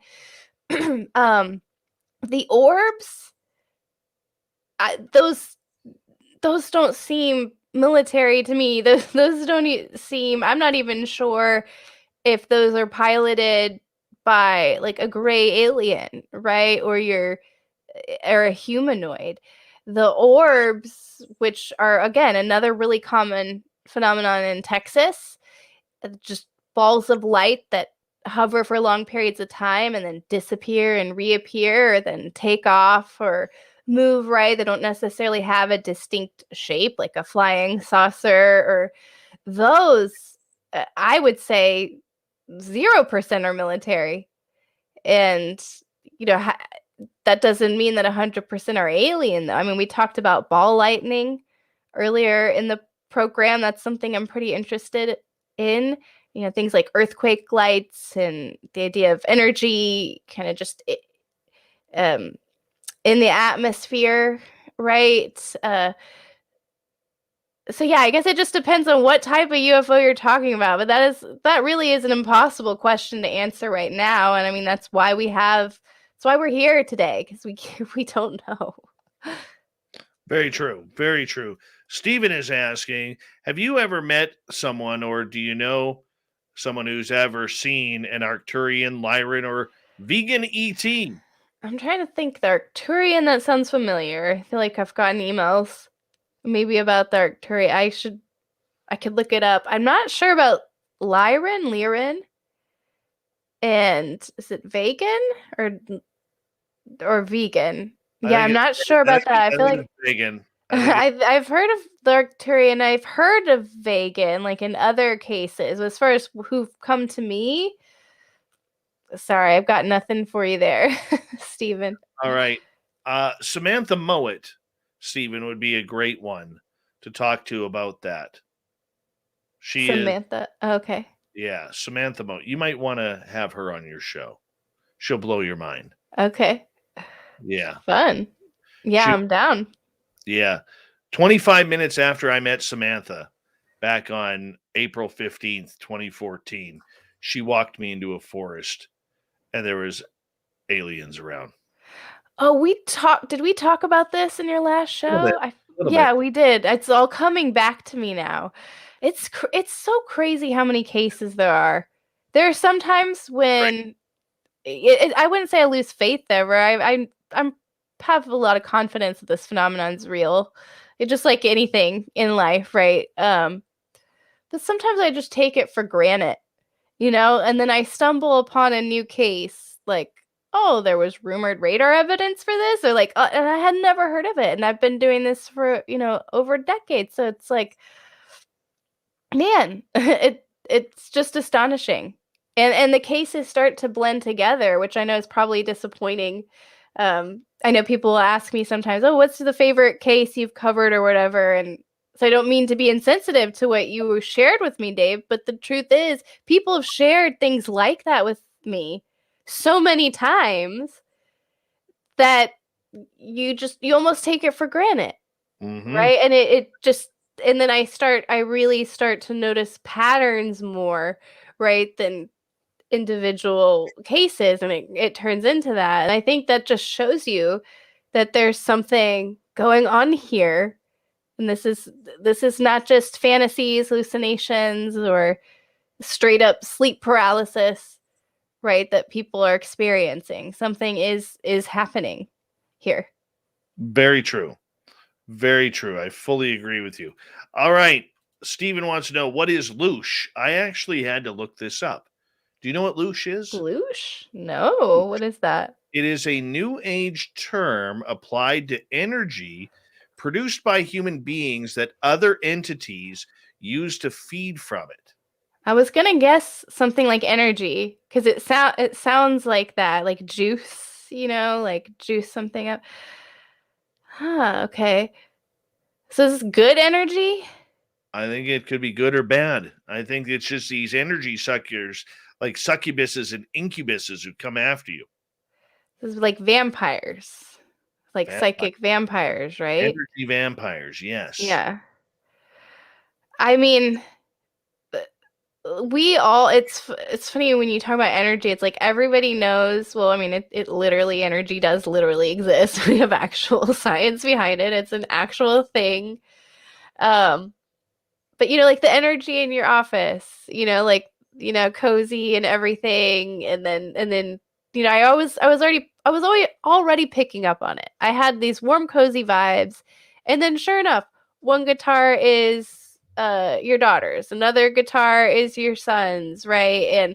And so I think you pick up on that. And what is that? Is that psychic intuition? Is that because we're human beings and we're very much imprisoned in the language, right? So nothing is real unless we can say it. But language is so limiting, and we know things that we can't say, and so yeah, I don't know if that's what loosh is. I mean, that's a more positive take on it. And we're going to talk about like psychic vampires, I guess that's in reverse of the good energy, we're talking about right now, but totally, right? It'd be the same. Yeah. Totally. All right, let's move on. Felipe from Mexico wants to know, do you know about the Mexican Roswell that took place near the Texas border?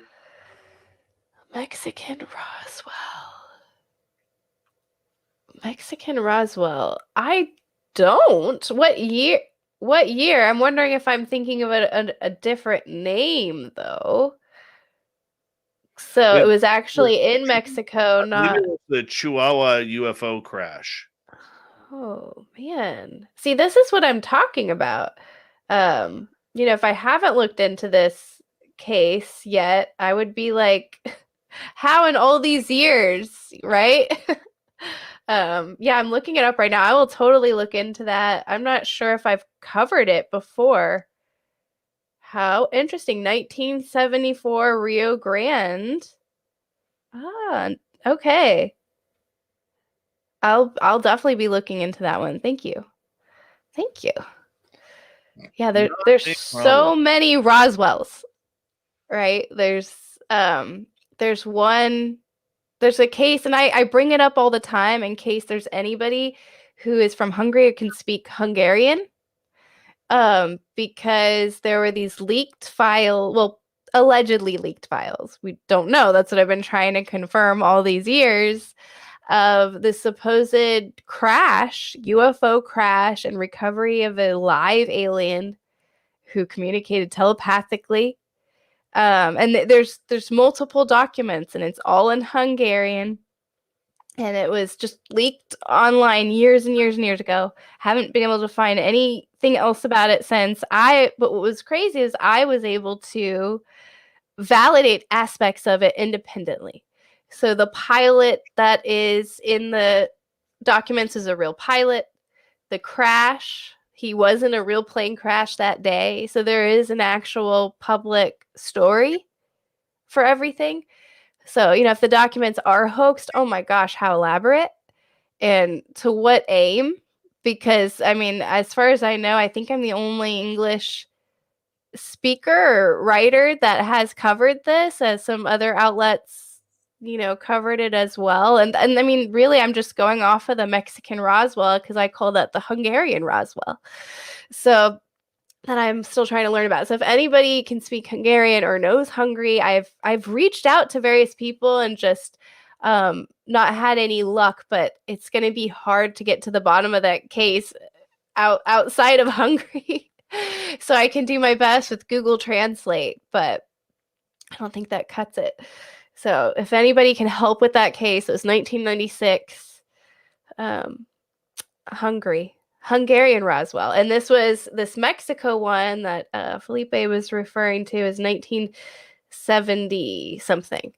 So, we've got 1947 Roswell, maybe a 1970s case, maybe a 1990s case. And there are more rumored crashes than these.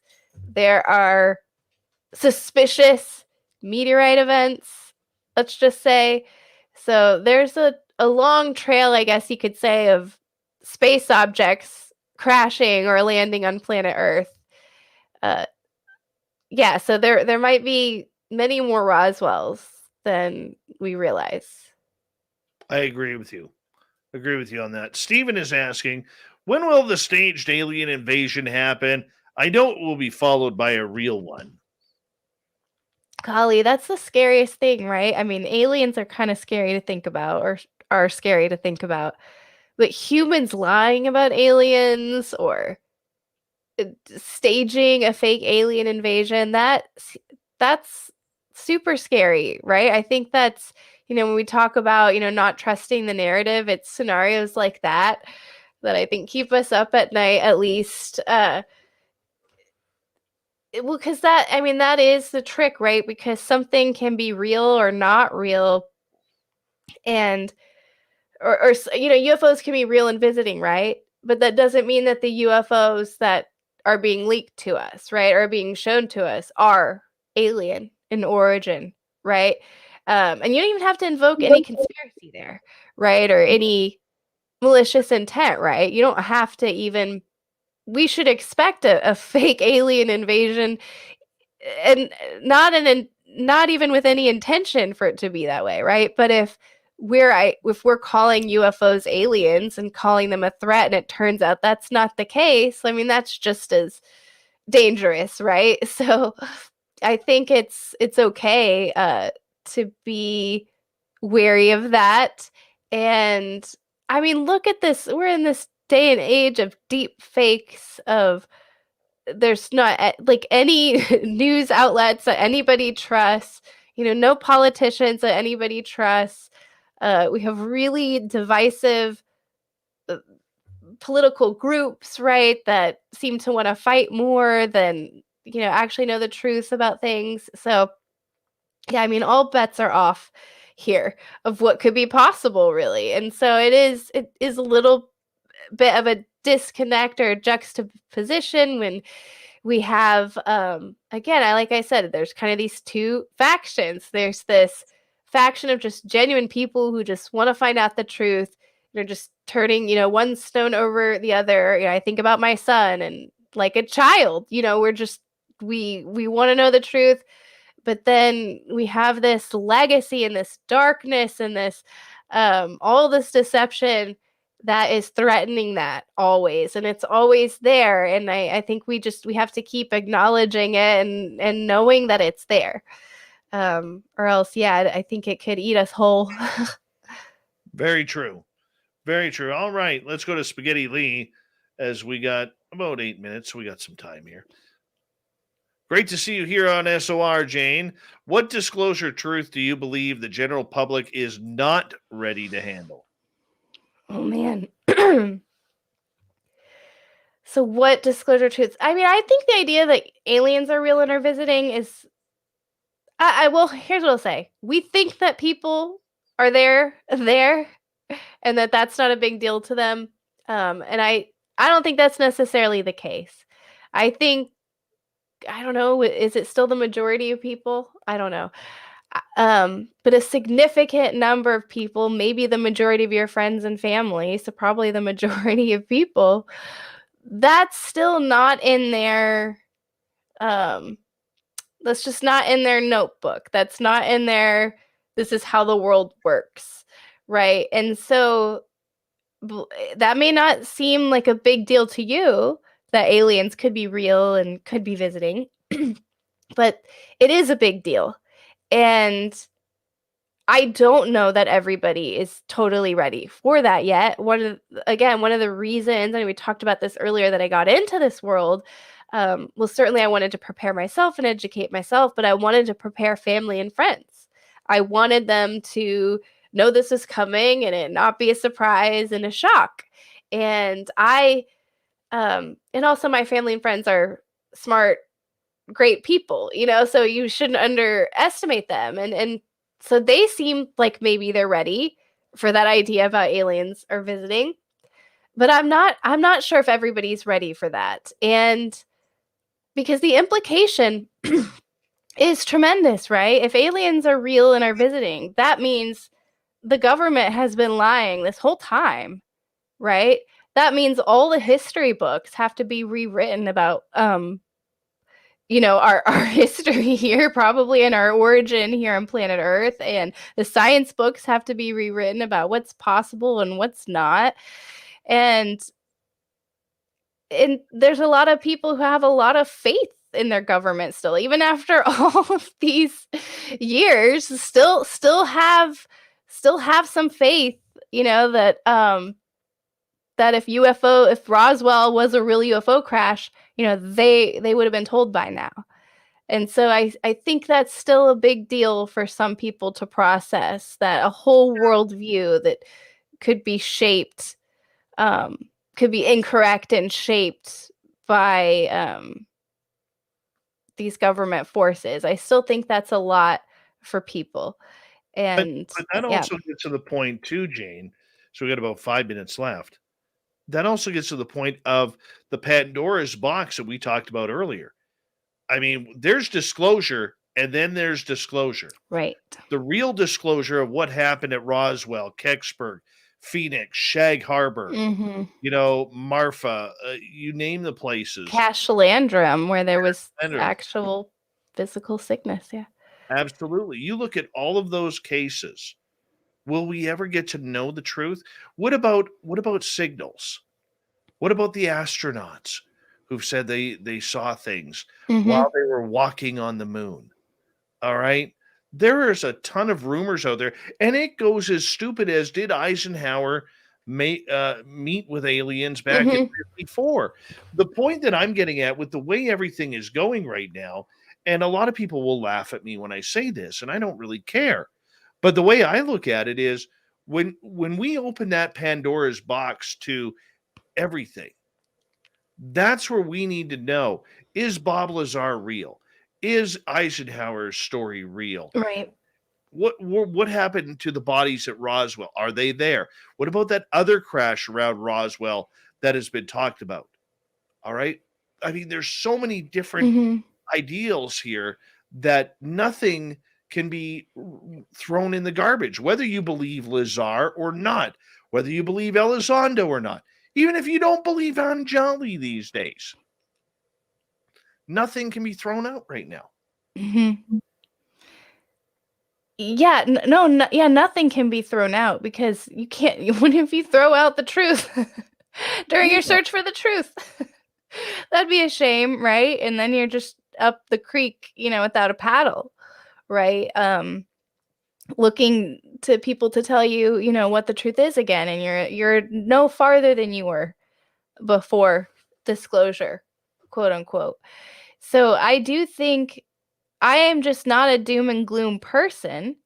But I think in order to go on the positive path toward the light and the truth, we have to be aware of, you have to make a choice. So there's a path you're not going down, right? So it's okay to be aware of these darker elements and then choose not to fight on UFO Twitter, choose not to be a fanboy or a fangirl for your favorite researcher, including me. You should question me. You should um I don't know what I would do without the haters, if you will. I consider them sometimes the best value to me, right? Because they're debunking UFO sightings, right? They're bringing, new angles to things, right? So I think disclosure can be what you and me want it to be. But I do think we have to be on our toes and we just can't take anything for granted. And we can't look, Roswell's not going anywhere. It's not going anywhere. So we just have to keep preparing ourselves for all those difficult discussions and questions. What do you think happened at Roswell? I mean, it's like if I was a betting person, right? And I just had to go on my gut. I think I don't like it when people use Occam's razor because it's just a philosophy. It has nothing to do with science. But I actually think you could employ Occam's razor here. I think there were, craft that crashed, bodies that were not human that were found and interacted with. I think it sounds like the truth they weren't able to actually cover up the truth because we have loads of witness testimony. It's almost overwhelming.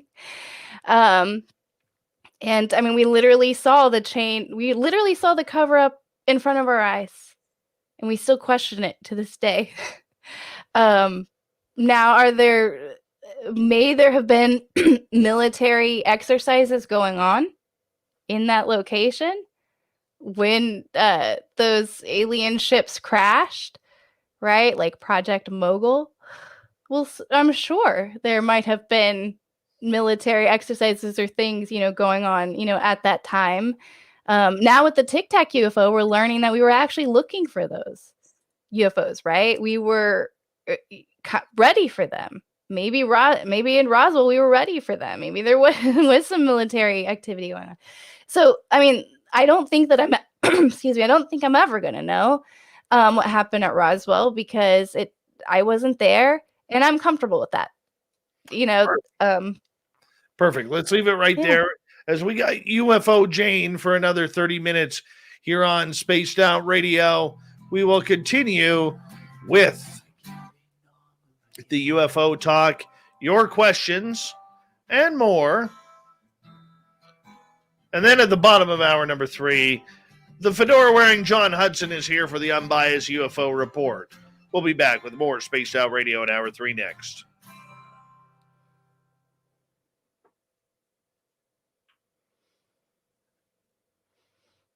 Hi, Boogeyman channel on Twitch.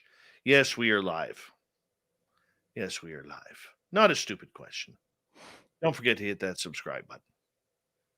I haven't figured out Twitch yet. I have no idea how it works. I just know we're on there. Really? That's cool. Yeah, I had to stop myself with creating or getting into new channels and stuff because I can't handle it. But it sounds like Discord's the one I need to actually That's the learn. one. That is totally the one I'm staying away from. See, yeah. So I'll stay away from Twitch. You stay away from Discord. I will tell you this. The reason why is because I literally, used to have it on my phone, and the damn thing would never, ever log off. Ever. Like, I would turn my phone off, and it would be, like, still playing in the background. And I'd be like, come on. Was this that was Discord or Twitch? Discord. Oh, okay. Hated it. Okay, I'll keep that in mind. Hated it. It's been real popular. People have been enjoying, I think, non-UFO Twitter, conversations where UFO Twitter can't Yeah. spoil it.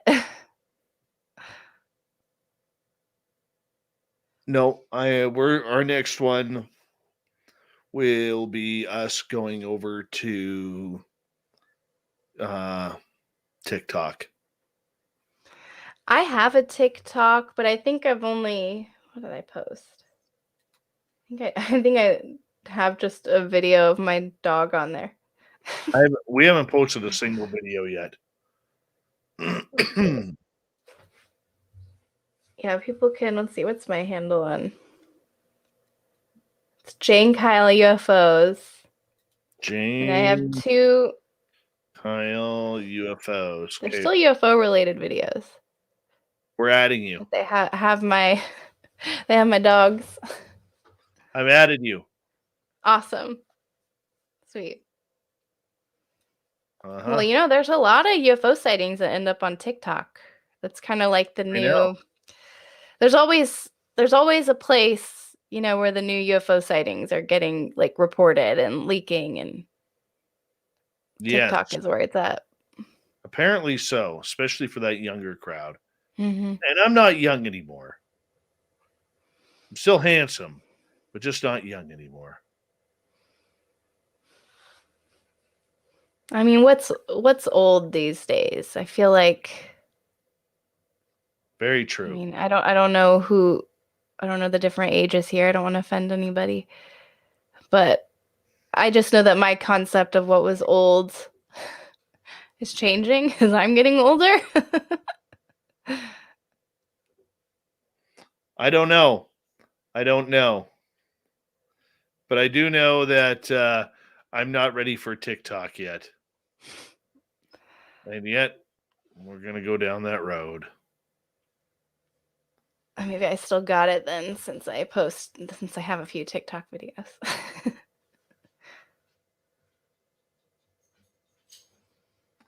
I don't get it. I don't understand TikTok, but I do. I do get it. Gotta do it. You know what I like about TikTok is, because people rag on it a lot, but for me, I get a bunch of animals, so it's just constant, like, weird animals, and it's reminding me of the UFO phenomenon in the sense that it's like, wow, our animals are much weirder than we gave them credit for. Like, we all know that with our own pets, but when you see it on the scale of TikTok, just all the amazing animal relationships and it's like, whoa, we live in an amazing world. That I will say that could be a takeaway from TikTok, depending on like what you're if you were an alien looking at TikTok, you'd be like, look at this planet, it's insane.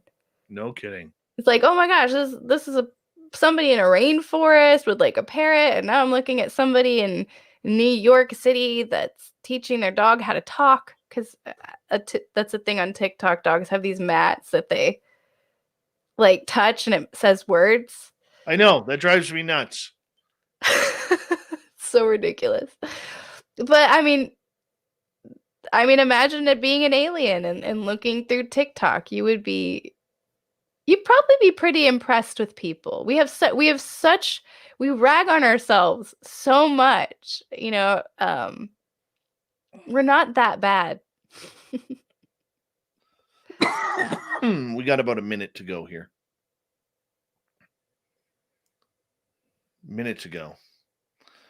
And just do me a favor, stick with us into the commercial break, and then I'll say a proper good night to you at the commercial break, okay?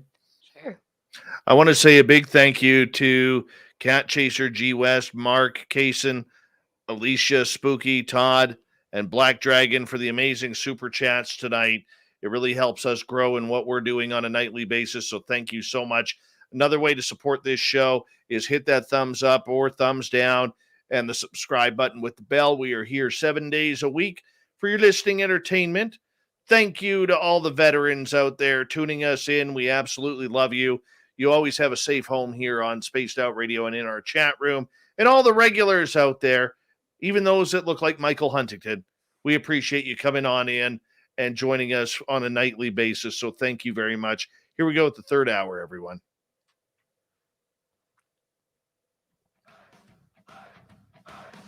Would you like to connect with us? Head to spacedoutradio.com for all your latest show info. Now, back to Dave Scott and SOR. Third and final hour of Spaced Out Radio is now underway. My name is Dave Scott. Thank you so much for taking the time to join us. We really do appreciate earning your listening ears wherever you are on this beautiful planet we call Earth. Want to say hello to everyone listening in on our terrestrial affiliates around North America and digitally on TalkStream Live, Revolution Radio, and KPNL. All of our archives are free. Just go to youtube.com/Spaced Out Radio. Do old Davey the favor, hit that subscribe button. The Desert Clam is set the password for tonight in the SOR Space Travelers Club.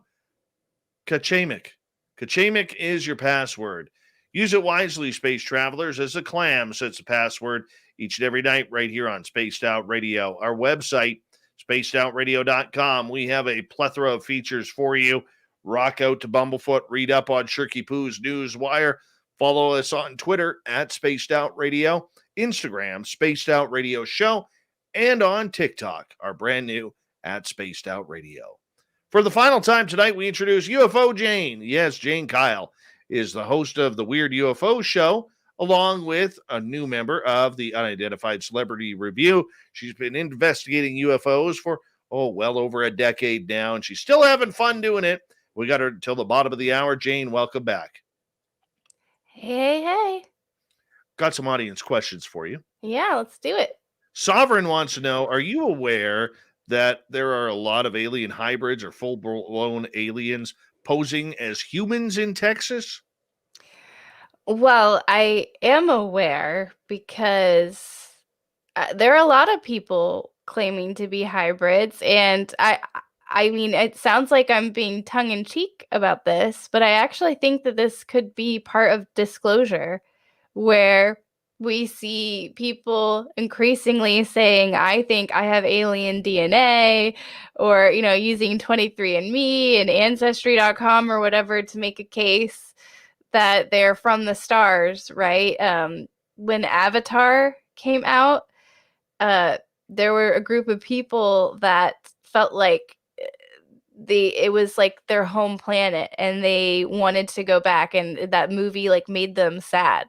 So that was a whole thing online, and people believing that the blue avians are an actual alien species that Avatar was kind of inspired by. So yeah, actually, seriously, I do think that there are people who believe that they're alien hybrids. Texas is a really big state. They're definitely here. And I think we'll hear more from folks like that over the coming years.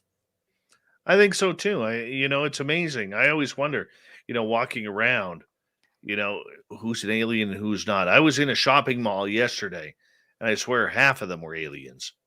That's for sure. But that was just weird. I mean, how do you know I'm not? I mean, how do you know? Are you? We may be onto something here with UFOJane. Could you? Uh-oh.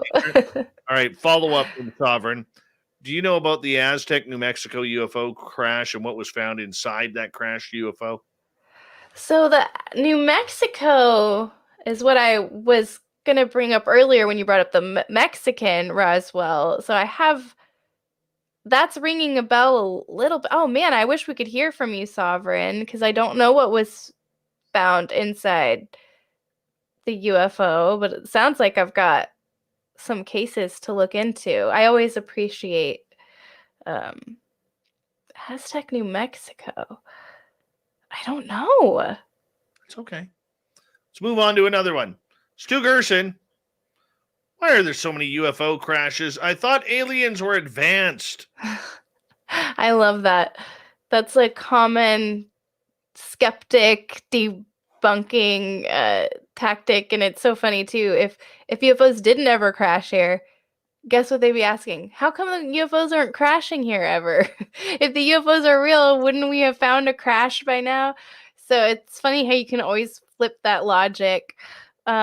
But this also goes to, I think, the assumption that we make that if there's an advanced alien that's visiting us, it must be perfect, right? And have figured out all the secrets of life and all of that, and doesn't ever have to go through any progress or anything, right? And I would fully expect, look, if there's we don't know how many UFOs, right, are actually visiting us, right? So the greater number of UFOs, the greater chances of crashes, right? It could be that the vast majority are going undetected, and this is just, a little sliver. Also, though, I would say consider that UFOs could be drones and remote objects that the alien pilots maybe aren't as attached to, as we think. So it's another possibility. All right, let's continue on here.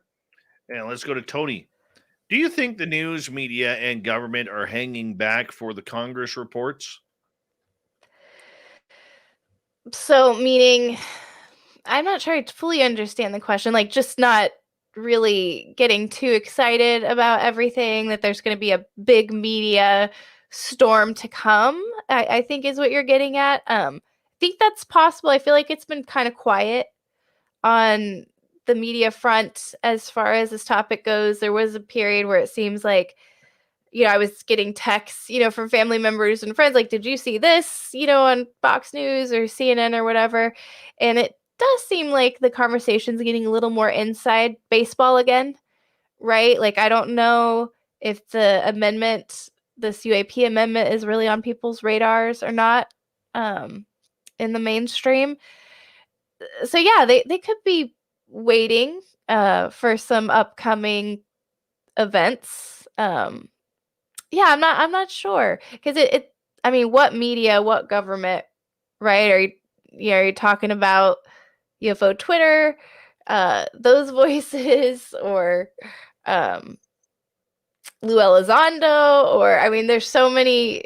That's a big group of people, and it seems like there's a lot of people trying to make disclosure happen at different rates and for different agendas. So yeah, who knows? Yeah, I have no idea. No idea. Don't know. I think the media is not hanging back for anything. I think for years they believed that this story would never happen, and now that it is here, I think they praise it when it goes away. But the next big news, they'll hop on it and it'll disappear just as quick. My opinion. Yeah, I mean, it just depends, what is the story this week, right? So yeah, it's anybody's guess. I fully agree with you on that one. All right, let's continue on with some audience questions. And let's see, where are we going here? Stu, what about Jackie Gleason seeing aliens shown by Richard Nixon? What's your opinion on that, Jade? I mean, that's just one of those, it's like the Eisenhower, rumor you're talking about. This is just one of those rumors that we'll hear about, and we'll never be able to prove that. I mean, that was so long ago, and it's just gonna live. It's just gonna be a rumor, right? I guess. I mean, so I really can't have an opinion on it unless there was some new evidence, right, that was disclosed, like a new file, a new FBI file, for example, that was about Jackie Gleason and his interest in bring me something new, and then I can start to form an opinion about it. But other than that, these are really just, they become stories, fun stories, because I just can't prove them in 2021. And it's not inconceivable to me that there could have been alien contact and visitations with different people a long time ago.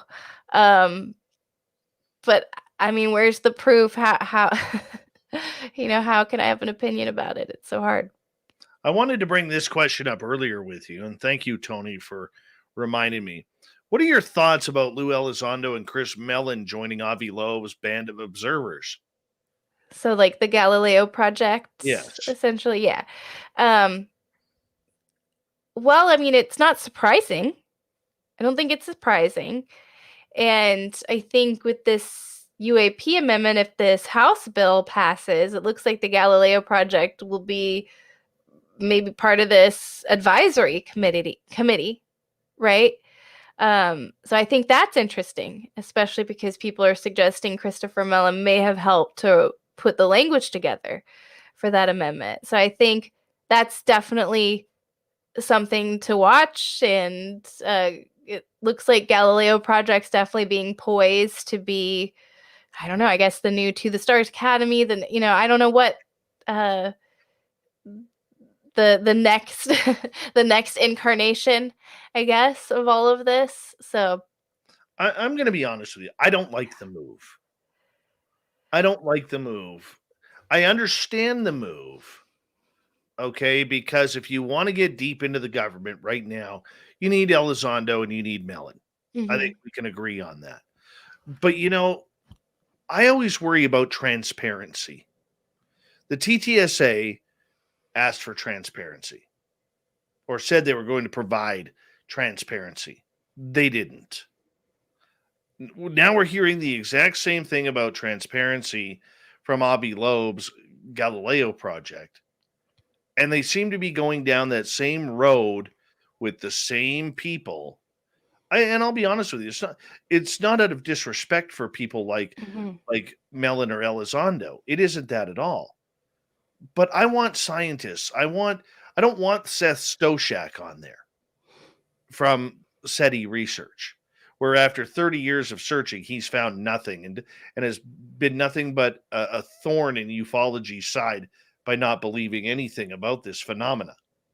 I want real people in there with an open mind, not people tied to government NDAs, not people tied to Washington bureaucracy or alphabet agency bureaucracy or even NASA bureaucracy. I'm tired of it. And I really had a real, flutter in my stomach when Avi Loeb was putting this together, because I thought, we're finally going to get somewhere. And now I don't see it. It's the same people all over again, just a different name, much like we saw with Robert Bigelow's team over the years. It was always Hal Puthoff, Jim Semivan, John Alexander, and the rest of the gentlemen. Okay. I mean, but what name was it? Bass, Nids, anything else? That's what I'm getting about. I don't like. Yeah, I mean, what really are we having? I mean, the cynical viewpoint, and I'm not saying I subscribe to this, but the cynical viewpoint is, okay, so we had these, UFO investigative groups that were kind of on the DL. The public obviously is going to find out about them. UFOs are real. Public's going to find out about them. So let's do a name change. Let's bring this in-house. Let's bring this in-house. Right? That would be the cynical viewpoint. Right? And that would be disclosure on the government's terms. Right? And not necessarily what the disclosure the public's looking for. So, and again, I hope that people can ask those questions. I hope people are allowed to be cynical, because it was not being cynical enough that got us into this in the first place. It was falling for all the deception that got us here in the beginning, is why we're here, right? Because of all the deception. And so yeah, I mean, it's just tricky. And again, it's so hard because it's not personal against any specific person For all, I mean, I'm pretty sure the Galileo Project emailed me and was like, do you want to join the Galileo Project? I would be like, sure. And yeah, I'm sure I have something to add here. But that doesn't change anything. Yeah, I would still have the same opinion about it. There are people that I interview that I'm friends with and that I respect, but I ultimately know that we are all part of this bigger amoeba of disclosure, if you will, and that it just is what it is, and um, it's not all good and it's not all bad, and just have to take it how it is. Very true. I love this question by a new listener, Boogeyman Channel on Twitch. Have you heard of the spaceship Earth theory? What are the chances our planet is actually a huge spaceship? That would be something else. I have heard of that. Um, kind of gets into like hollow Earth, inner Earth, theory a little bit. What are the chances? I mean, what are the chances? I'm not a statistician, so I really don't know. I'm not a mathematician. I really don't know. I haven't seen. Show me the evidence for that. I've definitely seen, the hollow Earth, inner Earth theories, and I think there's something going on down there under the ocean for sure. But I'd have to look into more of the actual evidence for it being a spaceship or not in order to give you my chances on that. I think it's a fun idea.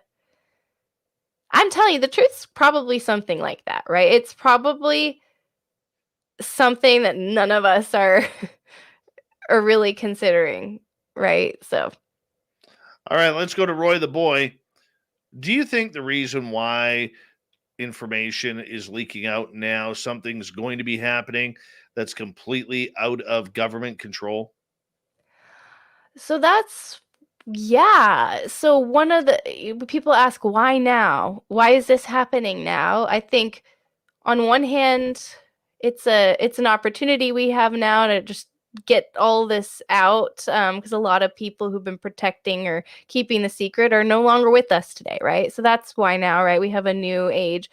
But also, if UFOs are real, like we've been supposing this whole interview, and you're talking about astronauts seeing things in space. So, what's happening? So, we are just speeding up into future worlds right now. We have Elon Musk, Bigelow, we have all these, we have trying commercial and private space flight, is going to be a thing.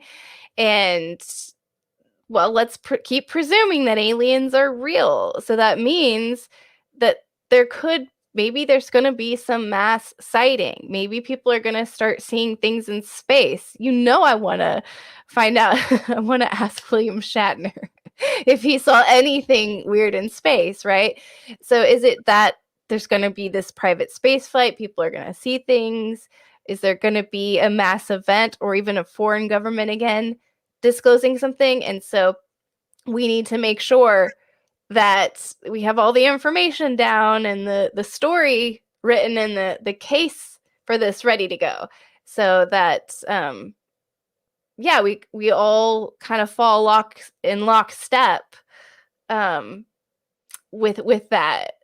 So yeah, I definitely think that's possible. I think that's one of the why now, the urgency is that there could be a concern that there's something that's going to happen that's well beyond, any Congress member, and the public better be educated now before. Very true. Very true. I honestly believe, and I remember asking some people in the know about this, that it was one of two things, because this leads to the question that I've been asking for about 8 months now is why now? There's no need for any of this the last 4 years. No need at all. Out of sheer curiosity for us, of course, because we have vested interest in this. But for the government to be talking about this, it makes no sense. Unless A, Dr. Stephen Greer is right and there is a false flag alien invasion coming. Or, what I think is more likely, B, contact has been made and a date has been set. Whether that's in 5 years, whether that's in 25 years, or 40 years, you still need time to start preparing the public. Mm-hmm. And if you have time, you do it slowly. You trickle it out. You get it in front of the mainstream media.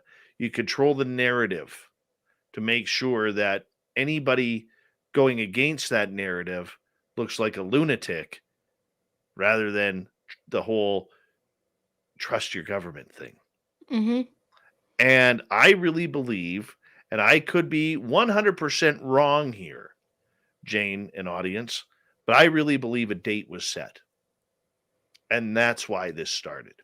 I believe that a date was set too. And look, some of the people who are newer to this topic, if you're around early on, there were rumors and files and different things and a lot of conversations. And 2020 was a date that was rumored for like a UN disclosure. And this was back in the beginning, that I was looking into this. So this was, this would have been before 2012, right?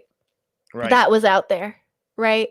I know I come from a corporate background. I've worked for some really big companies, and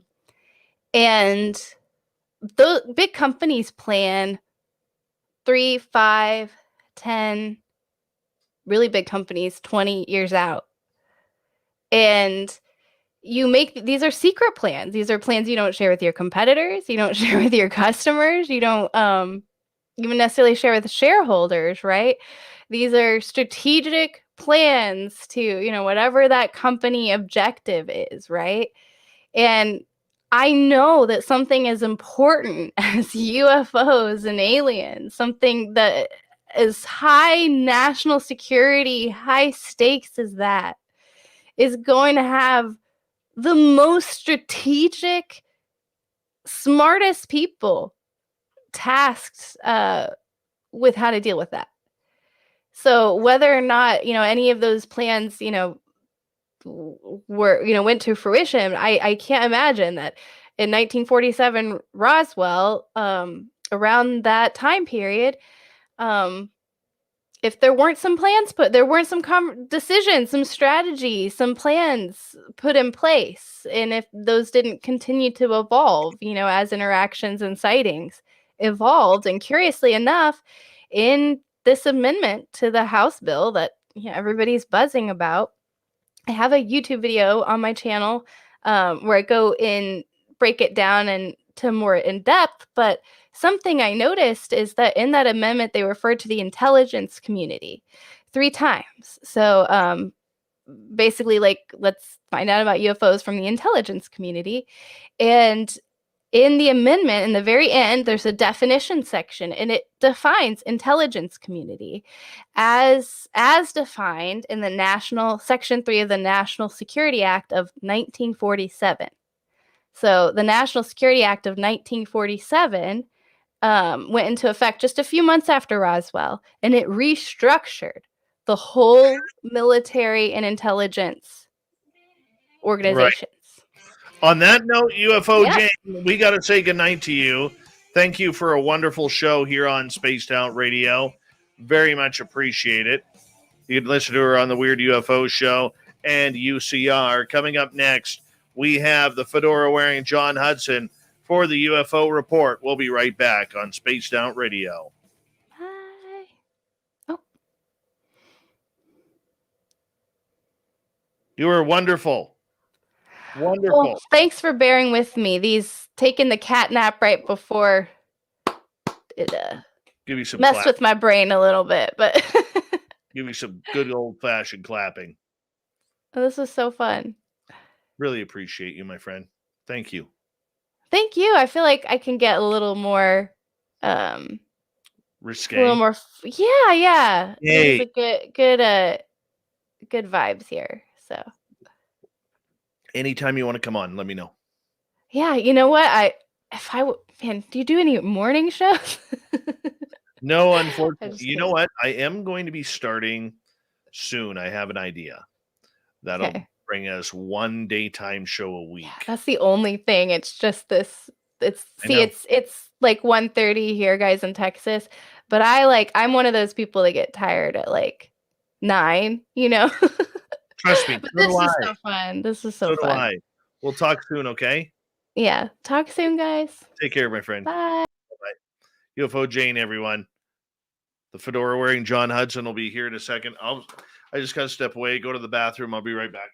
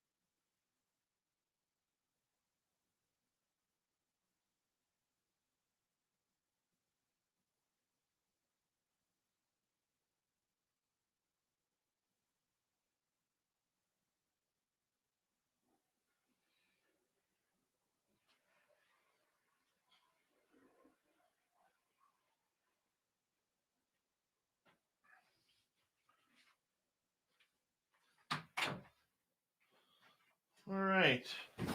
Just waiting to be joined by the fedora wearing John Hudson. I'm going to get Shirky Poo's news ready here.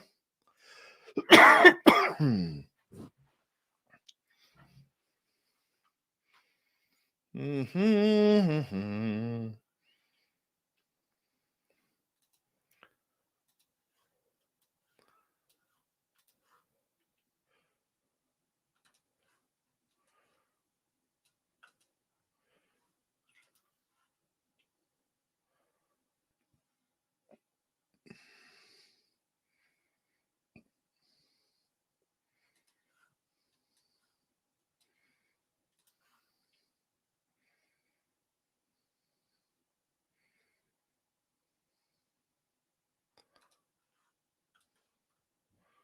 There we go. Got that. There he is. The fedora wearing John Hudson. How you doing, sir? You got your internet back. Yep. They're usually pretty good about it, so I wasn't too worried. I just figured to give you a heads up, Yeah. The weird thing was it around here, like if you have AT&T, internet, you can get up to like 120 megs down on their 5G, and so that's always my backup plan. And whatever took out Comcast seemed to have also affected AT&T because I was only getting like 0.5 megs down from AT&T, and I'm like, how could how rude was it for you both to have trouble at the same time?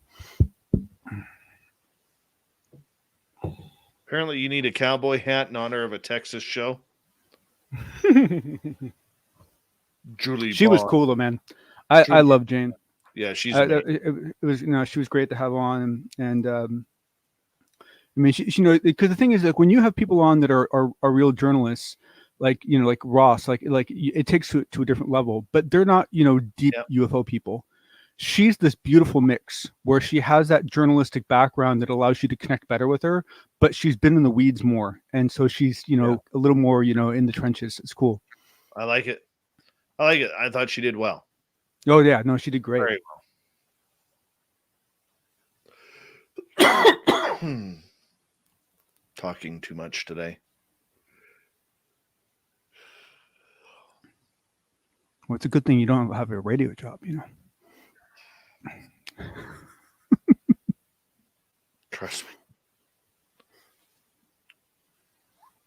Mm-hmm. All right, we got 20 seconds. Thank you to Anya, Kat, G. West, Mark, Kaysen, Alicia, Spooky, Todd, and Black Dragon for the amazing super chats tonight. Really appreciate the love and support. You can also check out our swag on our website, spacedoutradio.com. Here we go, everyone.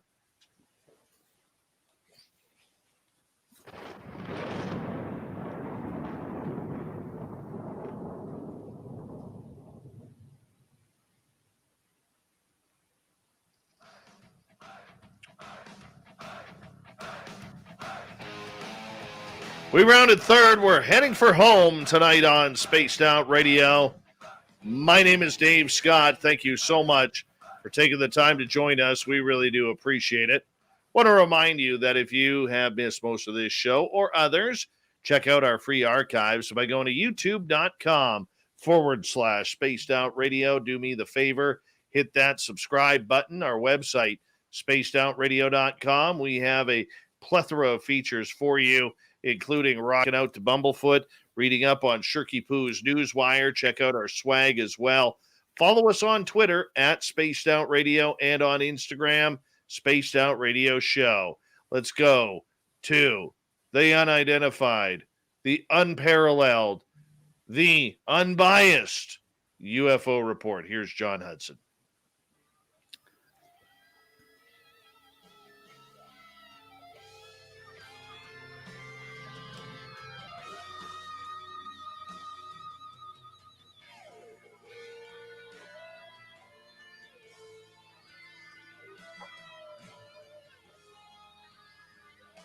Yes, the fedora-wearing John Hudson comes in to keep us all up to date on the latest UFO news. John, welcome back. How you doing, buddy?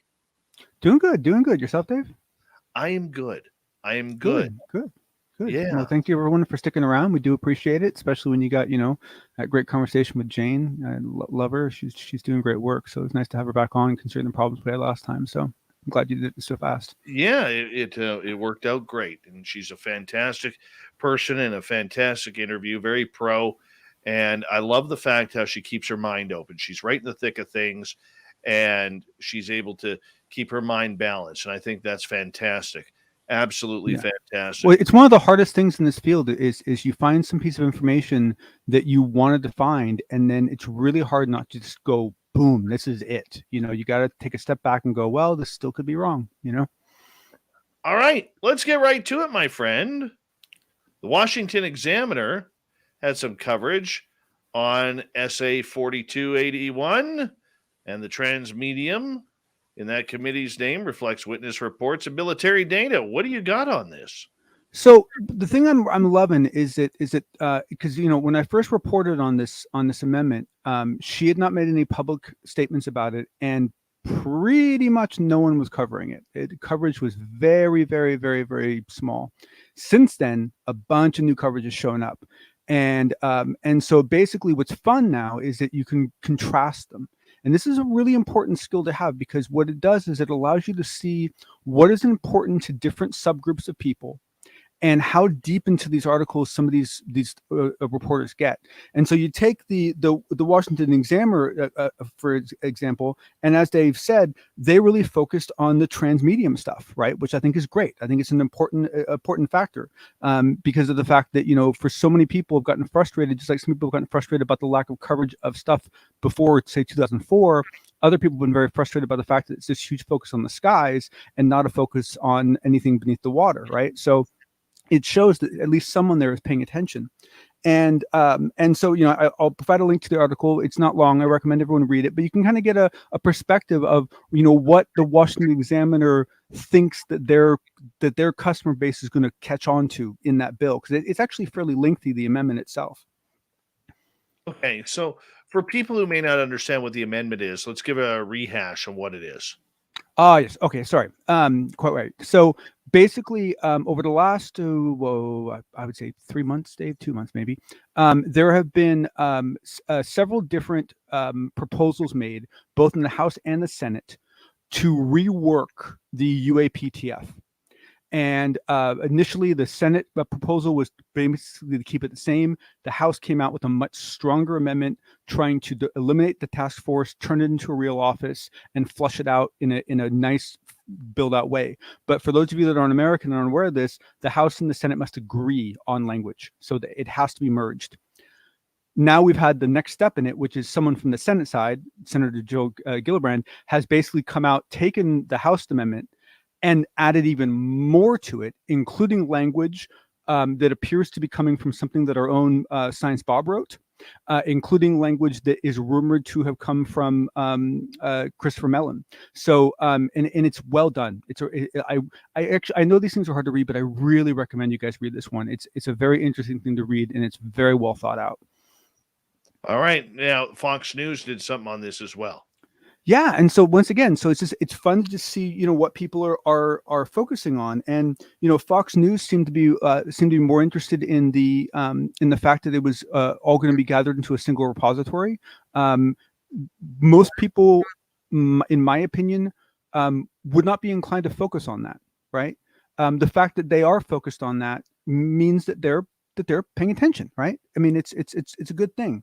And then and I was really glad that UFOJane brought this up, because in one of these two articles, and I'm sorry I didn't make a note of which one, they also specifically call it the language as to where members should be selected from to be put into the different committees that are going to be laid out if this amendment gets passed. And in that amendment, they specifically say people must be picked from NASA. And then it says people must be picked from the Galileo Project.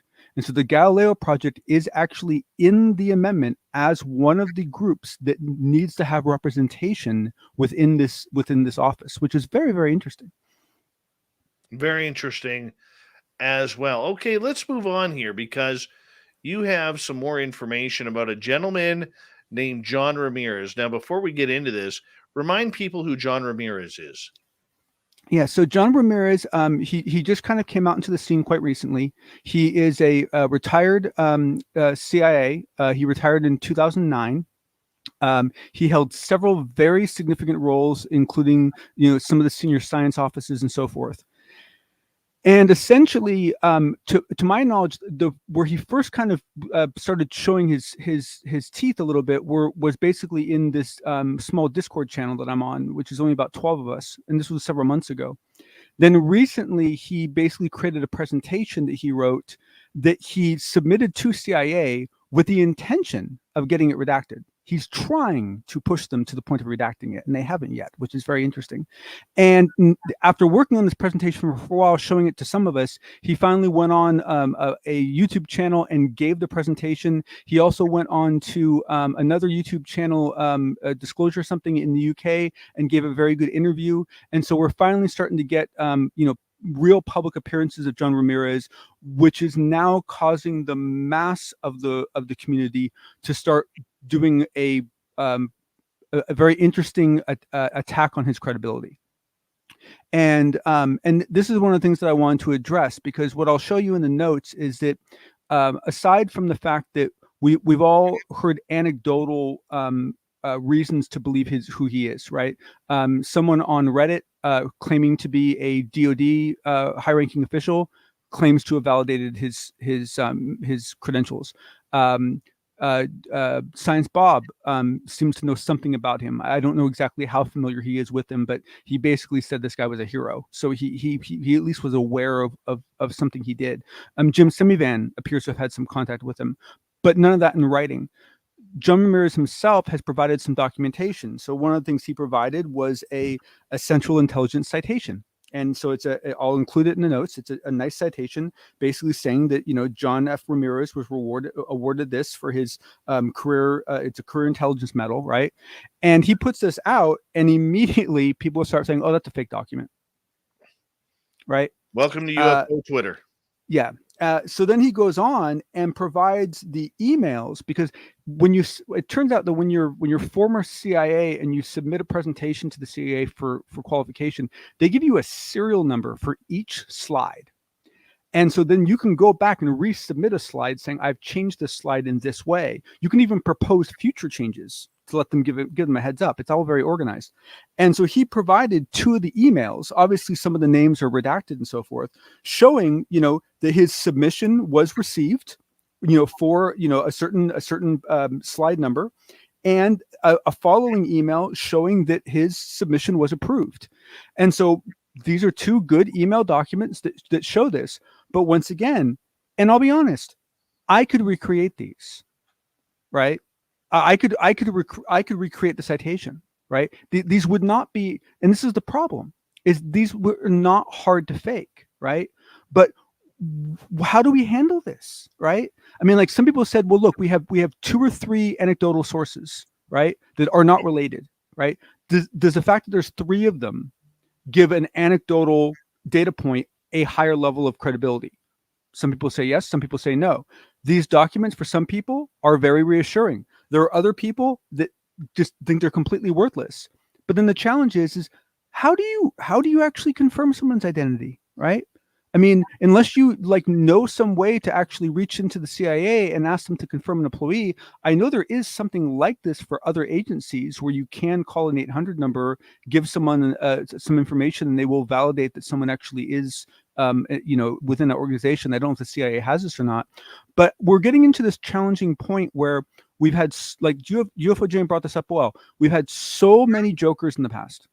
We've had so many problems in the past. We've had so many scams. We've had people that started out legitimate and then went south, right? Because they couldn't maintain it, right? And so then they got caught cheating, and then everyone puts everything they did before into a fake bin, which they really shouldn't have. So we've had all these problems, and so we basically as a community have PTSD to trust issues, right?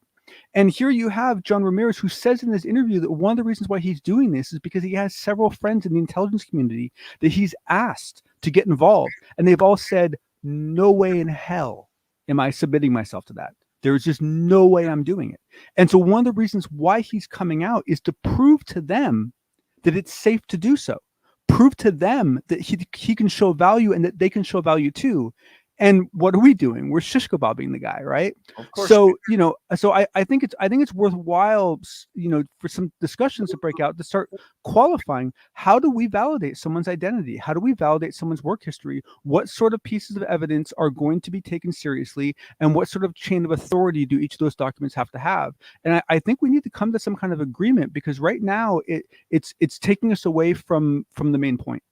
Well, John, and I agree with you on that. The issue that we have is there's a lot of people who are, ready to slice the throat of everybody in this field who comes out and says they worked for the government. All right, that's number one. Number two, when it was only Rick Doty back in the days when he went by Richard Doty, the former spy. I mean, this opens up a lot of sore wounds for the Paul Benowitz murder. Okay. It opens up a lot of doors for people who were told, even by Doty at that time, don't trust anybody who's from an alphabet agency regarding this, because my job was to cause disinformation regarding the UFO phenomena. That's what I was paid to do, he said. And we all lost respect and credibility for people such as Doty after that. Elizondo cannot win. Okay, he could tell us, he could bring aliens right to your doorstep, and you're not going to believe him, right? Because that's the day and age we're in. Nobody wants to believe anybody that comes from an alphabet agency right now, because nobody believes that alphabet agency or that agent has the benefit of ufology truly within his heart and soul. I know, and to me, it's a very interesting conundrum, because if I'd gotten into this field 15 years ago, I would probably be in the same condition. But because of my professional work history of the last 15 years, I've now developed a very, very different perception of the intelligence agencies in the DoD and the DOE. I've worked with them. I know a lot of people in them, and I have a tremendous amount of respect for them. And so now I find myself more on a more of a balance beam, in that essentially, there's some that I don't trust based on my own judgment, and there's some that I do. And I think you're right. I think a lot of people have this trigger reaction to it. But this is why, I mean, if we're ever going to come out with any standards, which eventually we're going to have to do, I think something that would be a really good thing as a first stab at it is to start qualifying, how do we validate people? How do we actually, and what level do we validate them? Because you have someone like Anjali, right, who we have validated her employment, right? We have. I mean, my opinion, enough people have done it. I have not done it myself, but enough people I trust have done it. I really believe that at least most of what she said about her employment is real. But does that mean what she says is legitimate? I mean, it's so challenging. All right, quickly here, as we only got about a minute. Yeah. Wednesday, November 10th. What's happening? So this is the panel. I'll provide a link in the notes. You got to register for it. It's open to the public. You can watch it live online. And this is the panel that was originally started as a discussion about the UFO phenomenon, what's going on, and how it interacts with the religion. And it originally just started with Avi Loeb and I can't remember the poor guy's name. He's done other stuff with the community before. I can't remember his name. I'm not going to divulge Detroit's last name. Another individual I'll include in my notes. And since then have added the director of NASA, Dave's favorite guy. And then most recently they added the freaking DNI, right? I mean, the director of national intelligence is going to be on this religious UFO interaction panel live on the 10th. Please watch it. I think it's going to be very interesting. Absolutely. My friend, always a good time to have you here. Really do appreciate you. Sir. We'll talk to you very soon. Yep. Here we go with the news. Shirky Poo's news is coming at you.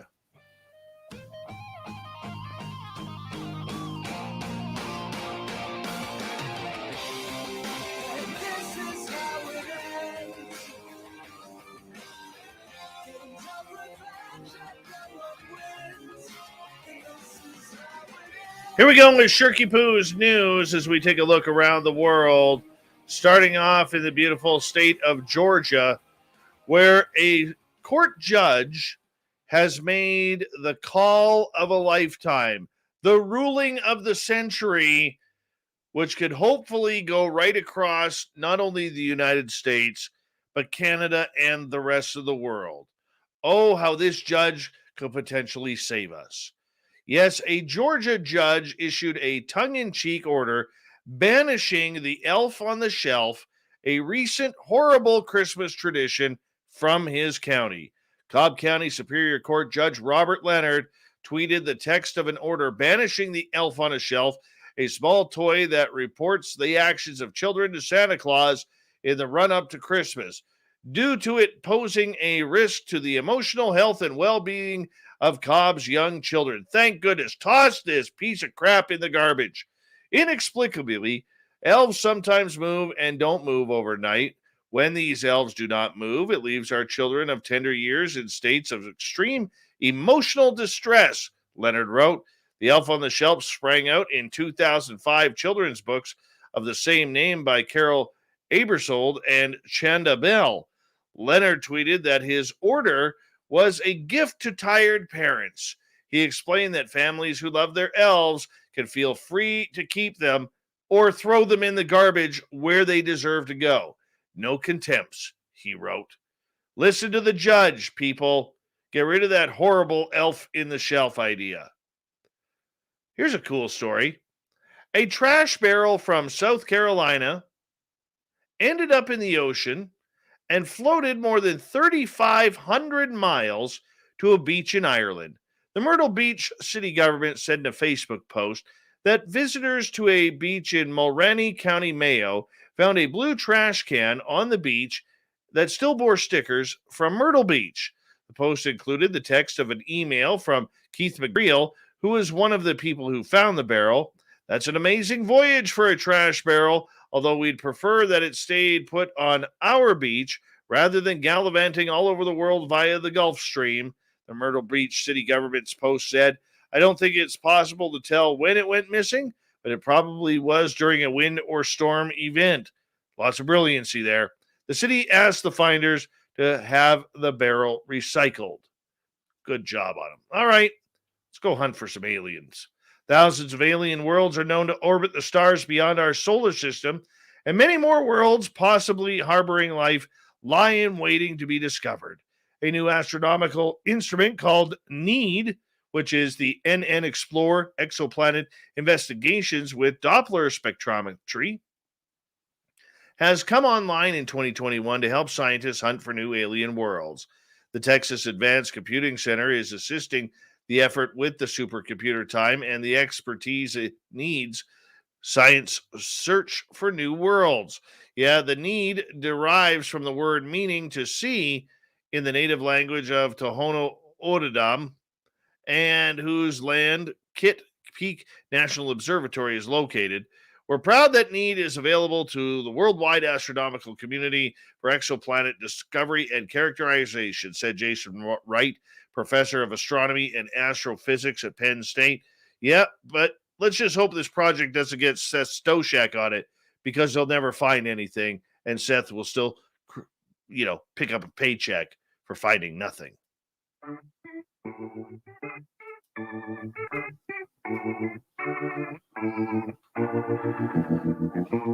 Here we go with the thought of the day. It's as follows. What are your thoughts on today's ufology? John, a cottage industry that turns out very little that's new, informative, or useful. All right. Alex, if we got rid of all the cult member conspiracy theorists and Tucker Carlson type ufologists, got rid of the Eisenhower type storytellers and actually had the guts to instead focus and create multidisciplinary global approach with paid experts, we'd find out more. Shirky poo. It's a subject that's becoming boring and repetitive to believers and played out its news interest to the general public.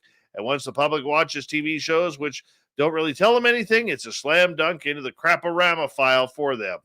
Andrew, spare room podcast warriors with massive egos.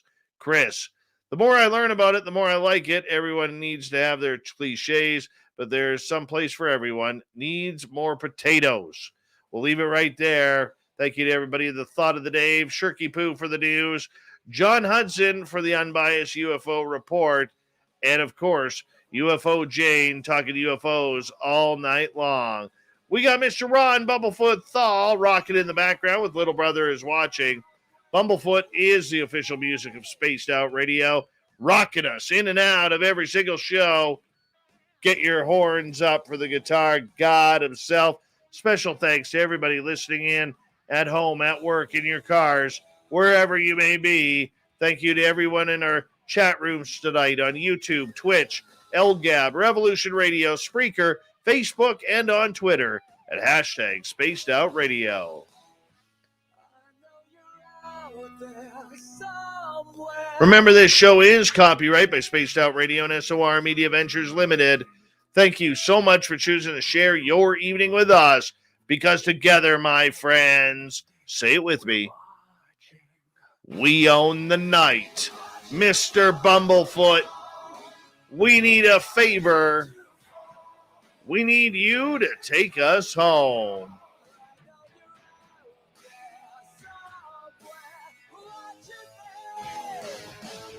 Yes, the Woo train has docked for the night, but soon, my friends, we shall ride again. Your seats are always available. Your tickets never expire. And if you want to bring a friend, we've got room for them too. Good night.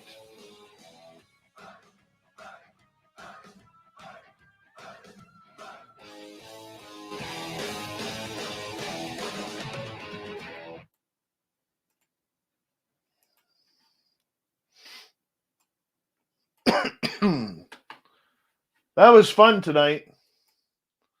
Very much fun. Dave enjoyed that one. Dave is the epitome of fun. There you go. Yeah, there's Roy. Take us home, Captain, you mother son of a bitch. I love you, man. Yeah, that's my man, Roy, right there. The bodyguard of SOR. Roy Washington. What do you say there, Stetson John? Fedora John? He doesn't know. His microphone's on mute. He can't speak. No, I was just going to say that the guy you just mentioned, whose name I just forgot because I didn't get enough sleep, is a very, very nice gentleman who does very nice interviews. Who's Super Quest? No.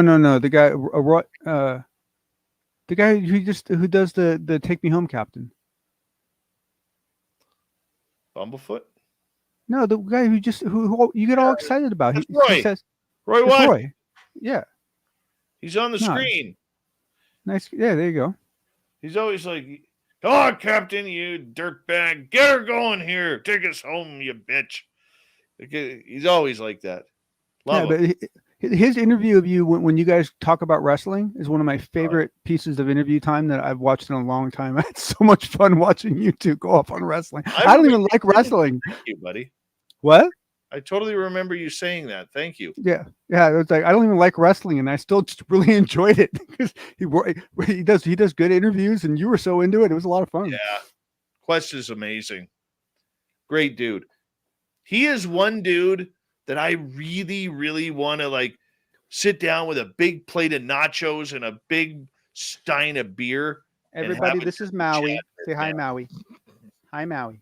Maui. Yeah, hi, buddy. I know. Thank you. Thank you. I know that's you're. good looking dog. Oh, you're all wet, aren't you? Well, Yeah, you are. let's zoom in Oh, here. thank you. Oh, Look thank at you. that beautiful There. dog. Oh, look at that pretty puppy dog. Look Yeah. at that doggy. Look at that pretty puppy dog. Okay, buddy, you're wet. So why don't you get down now? He's like, no way, man.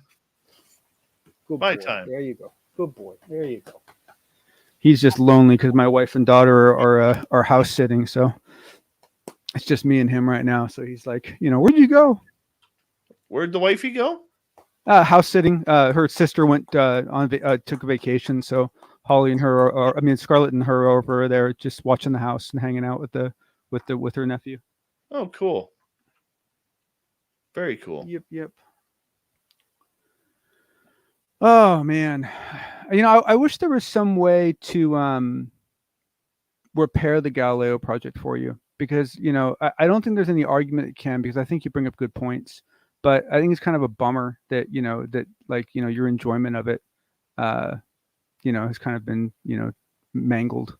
You know what, dude? For me, to be honest, and I'm a nobody. All right, I'm not even close to being a scientist or anything like that. But to me, it just killed everything, man. It really did. It killed the hype. What came off in the beginning is such a, it seemed to be such a pure academic endeavor, and it seemed to evolve more into a popularity contest. Yep. Which is, I certainly understand that. I personally, I can see the real logic behind it, especially if they find something, because you want to be able to, force people to essentially get on board in a way, and like we talked about the other day, the idea that he's now putting in these strict requirements to say, this is how it has to go. That's a real, litmus test that says, hey, you know what, if you don't agree to this, you guys got to get out. And so he's really creating a lot of, consensus within that group, which is a good thing, John, we have a new listener on Twitch, Boogeyman Channel.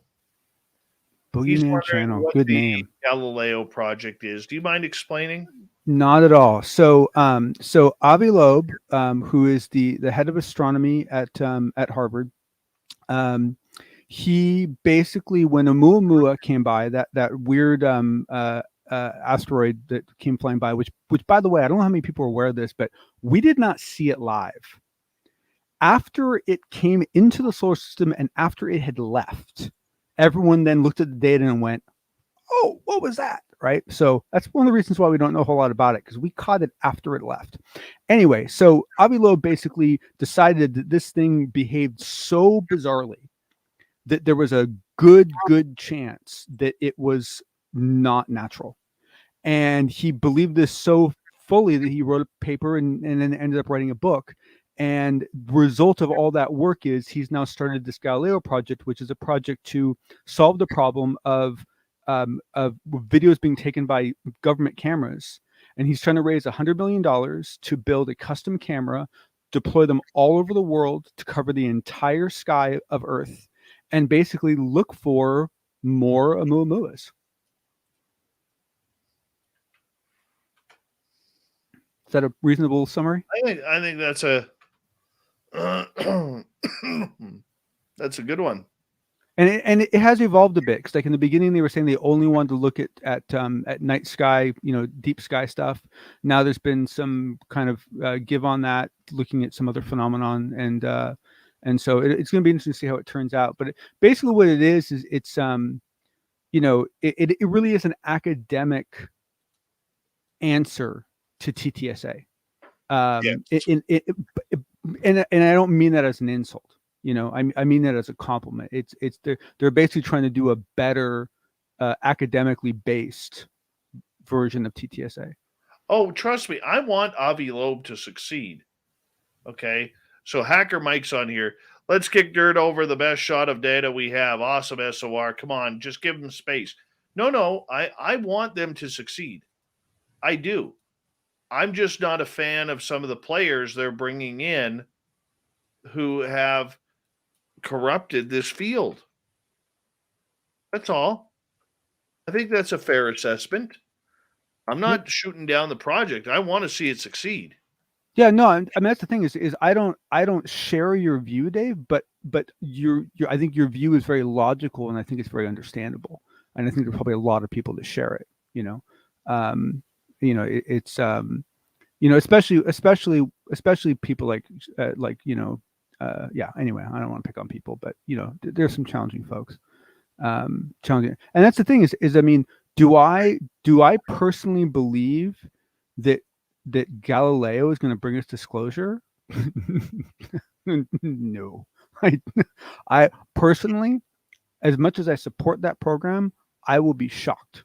I will be absolutely gobsmacked if it turns out that the confirmation data that there are, foreign entities visiting Earth comes from Galileo.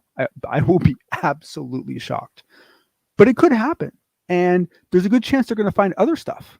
And, so, I mean, who knows? I mean, I'd be blissfully happy to be wrong, blissfully happy to be wrong. But I must admit, I've really gotten very attached to what John Ramirez said in his interview the other day, that you shouldn't call this disclosure, that this is, this is basically scheduled dissemination. And I think that was an incredibly powerful two-word combination that he used. And I think if you re-look at this entire last 5-6 years, you take a fresh look at it with glasses on that say scheduled dissemination, and some interesting pieces fall into place, I must say. Excuse me.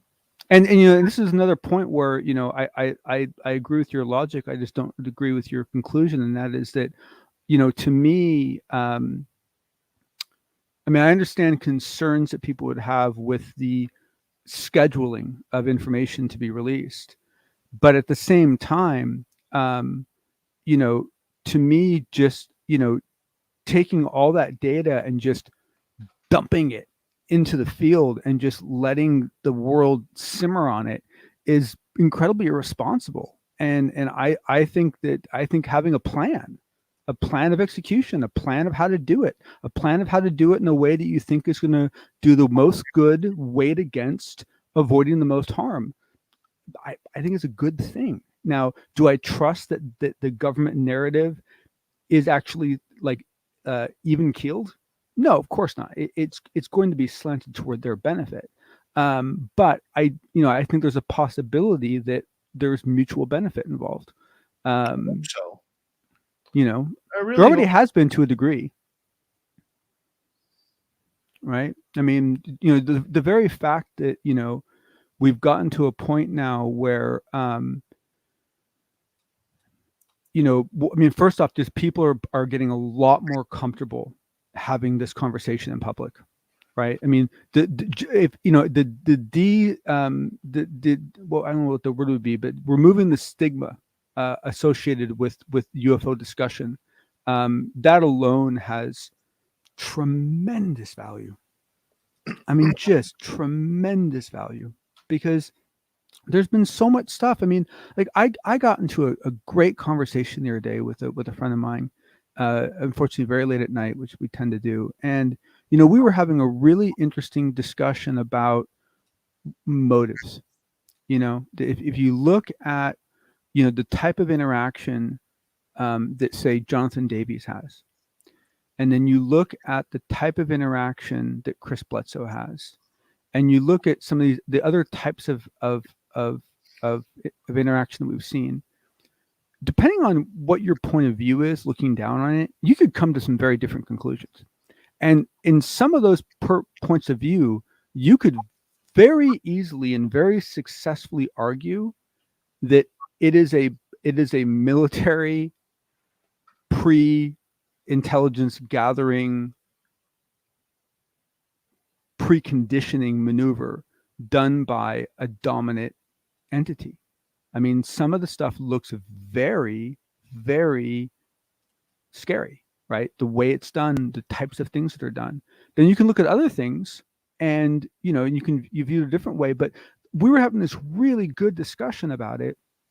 And, you know, and you know, we're pretty good friends. And so we tend to be pretty honest with each other. And so we're like, you know, we're saying, yeah, it could be this, but who knows? And it could be this, but who knows? And it could be this. But God, I hope not, because that's freaking scary, you know, and like, you know, all this stuff. And those are the kind of conversations that we need to be having in larger public forums. And we haven't yet. And hopefully as this stuff gets more destigmatized, we'll be able to start having those conversations, because I think they need to happen. Because, I mean, I have to admit, some of the behavior that I'm seeing, I'm trying really hard to take a real positive view of all this. I'm trying really hard to stay optimistic, but I got to admit, some of it, it's, I mean, like some of the stuff that happens to Jonathan Davey. I mean, I'm gonna think about this, right? Think about how messed up this what I'm about to say is. You drive up to an intersection, you see a bloody UFO, not an orb, a freaking ship, a mechanically looking ship in the sky, not too far away from you, like close enough you can see some detail. And you're just, and then you find out that the two other people in your car, not even the people across the street, the two other people in your car can't see it. That's messed up. That is a messed up thing to do to somebody. I mean, if you want to create distrust and dissent within a family unit, that's how you do it. Like, why would somebody do that? I mean, unless it's an accident, if that's being done intentionally, I really question the motives of the person doing that. And yet it happens all the time, John. I know. And so what does that mean? Right? I mean, because essentially what you're doing is you're either trying to make someone feel crazy, or you're trying to create trust issues within a tight family unit. Both are very ugly things. So now, I'm not saying there couldn't be other motivations. I'm sure there are. I'm sure there could be other goals that I'm totally not aware of. I'd like to know what they are. I'd like to hear how they work, because right now it doesn't look good.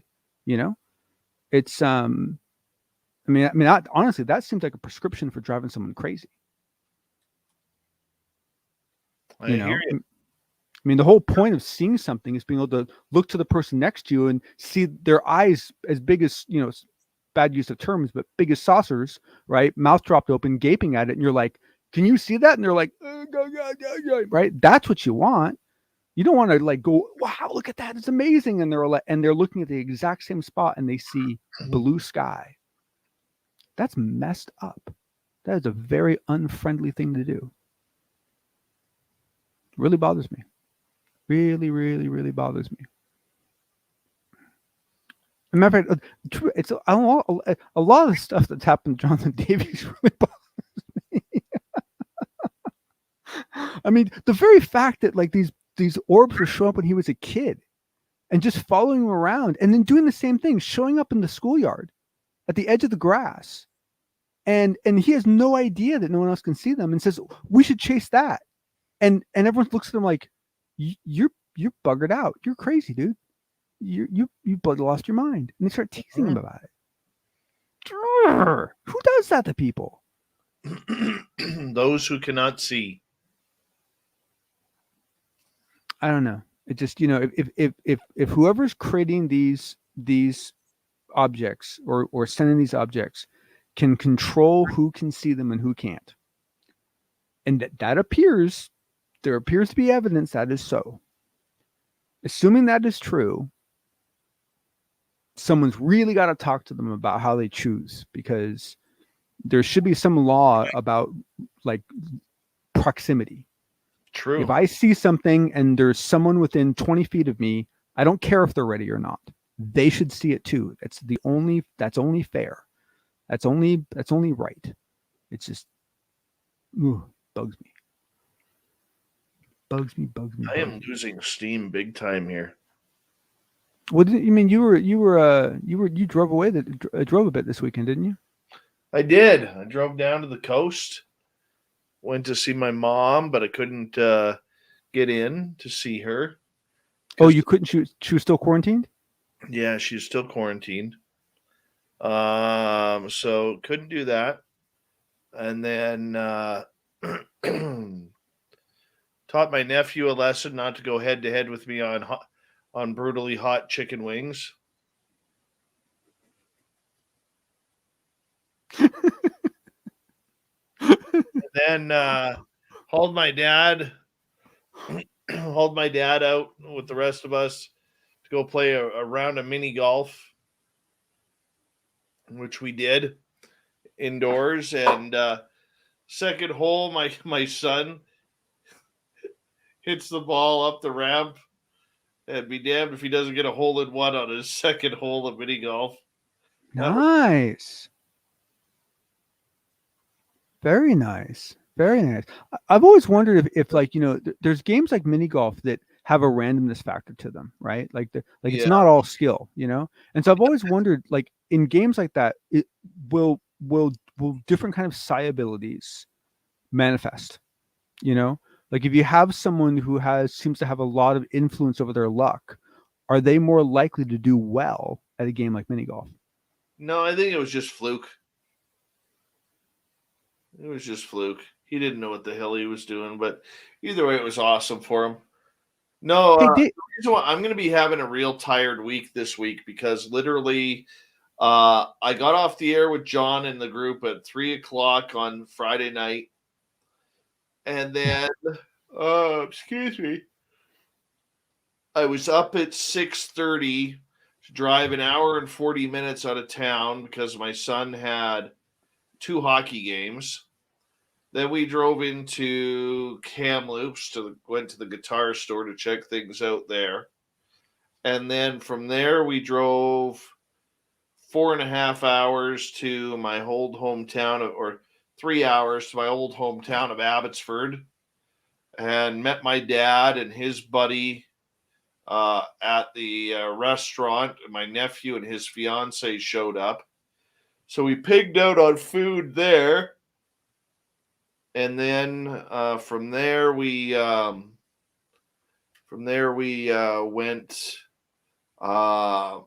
played mini golf, got done there at about 10:00, 10:30, went back to my mom and dad's place and crashed quickly, and then was up probably 9:00. And then I got to spend about 3-4 hours with my daughter, which was cool. And did some shopping around there. And excuse me. And then drove home 4.5 hours. Got home at like 9:00 last night. Was passed out before 10. Thank you to Swamp Dweller.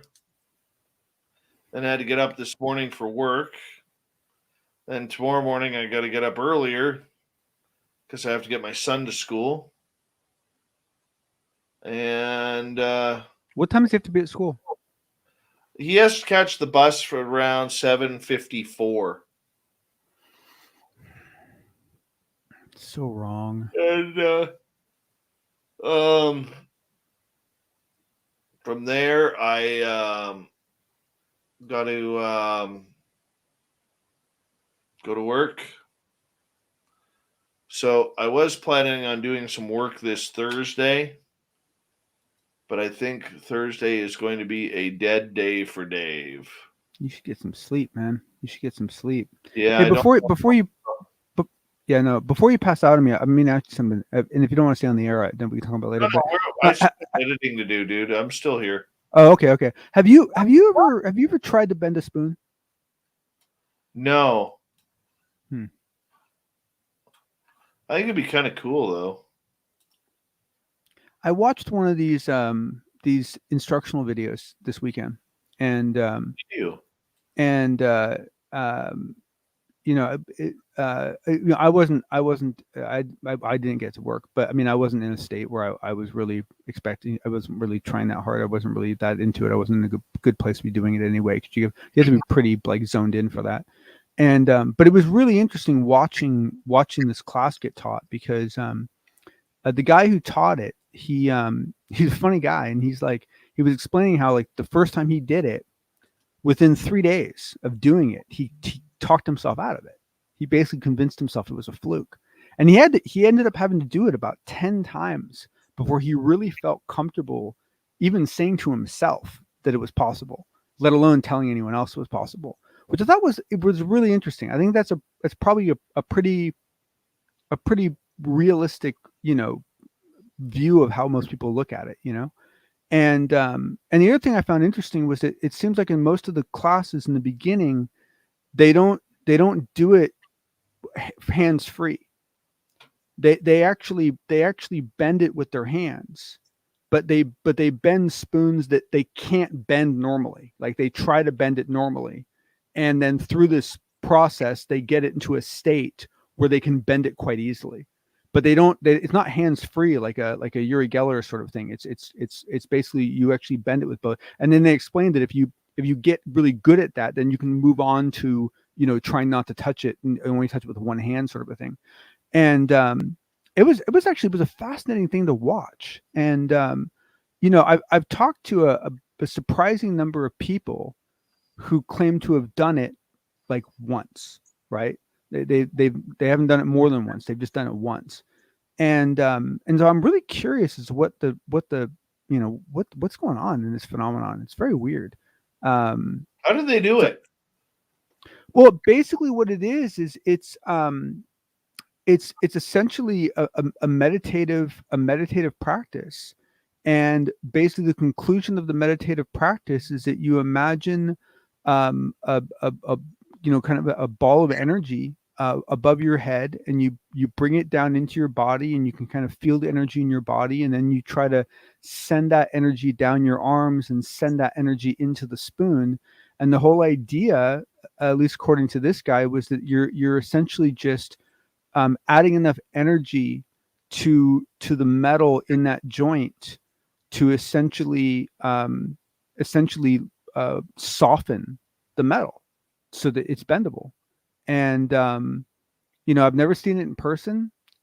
So I'll be honest, like I have a really hard time believing it's real. I really do. I have a really hard time believing it's real. But then I see interviews of like Dr. Dean Radin, who I have so much faith in.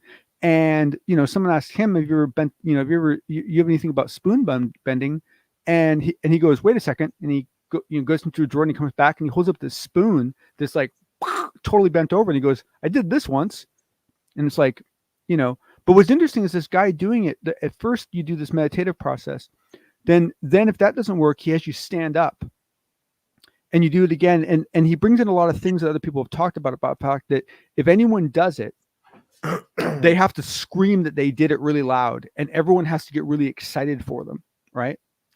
And so they, you do it standing up. And then if for the people that didn't get it to work standing up, then he puts on music and you kind of bounce to the music and kind of get into the music. And then he has you try it again.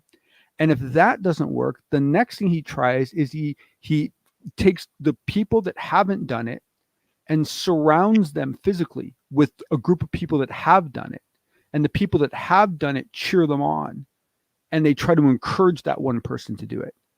And through those steps, he got, 2 rooms of, maybe, 45 people.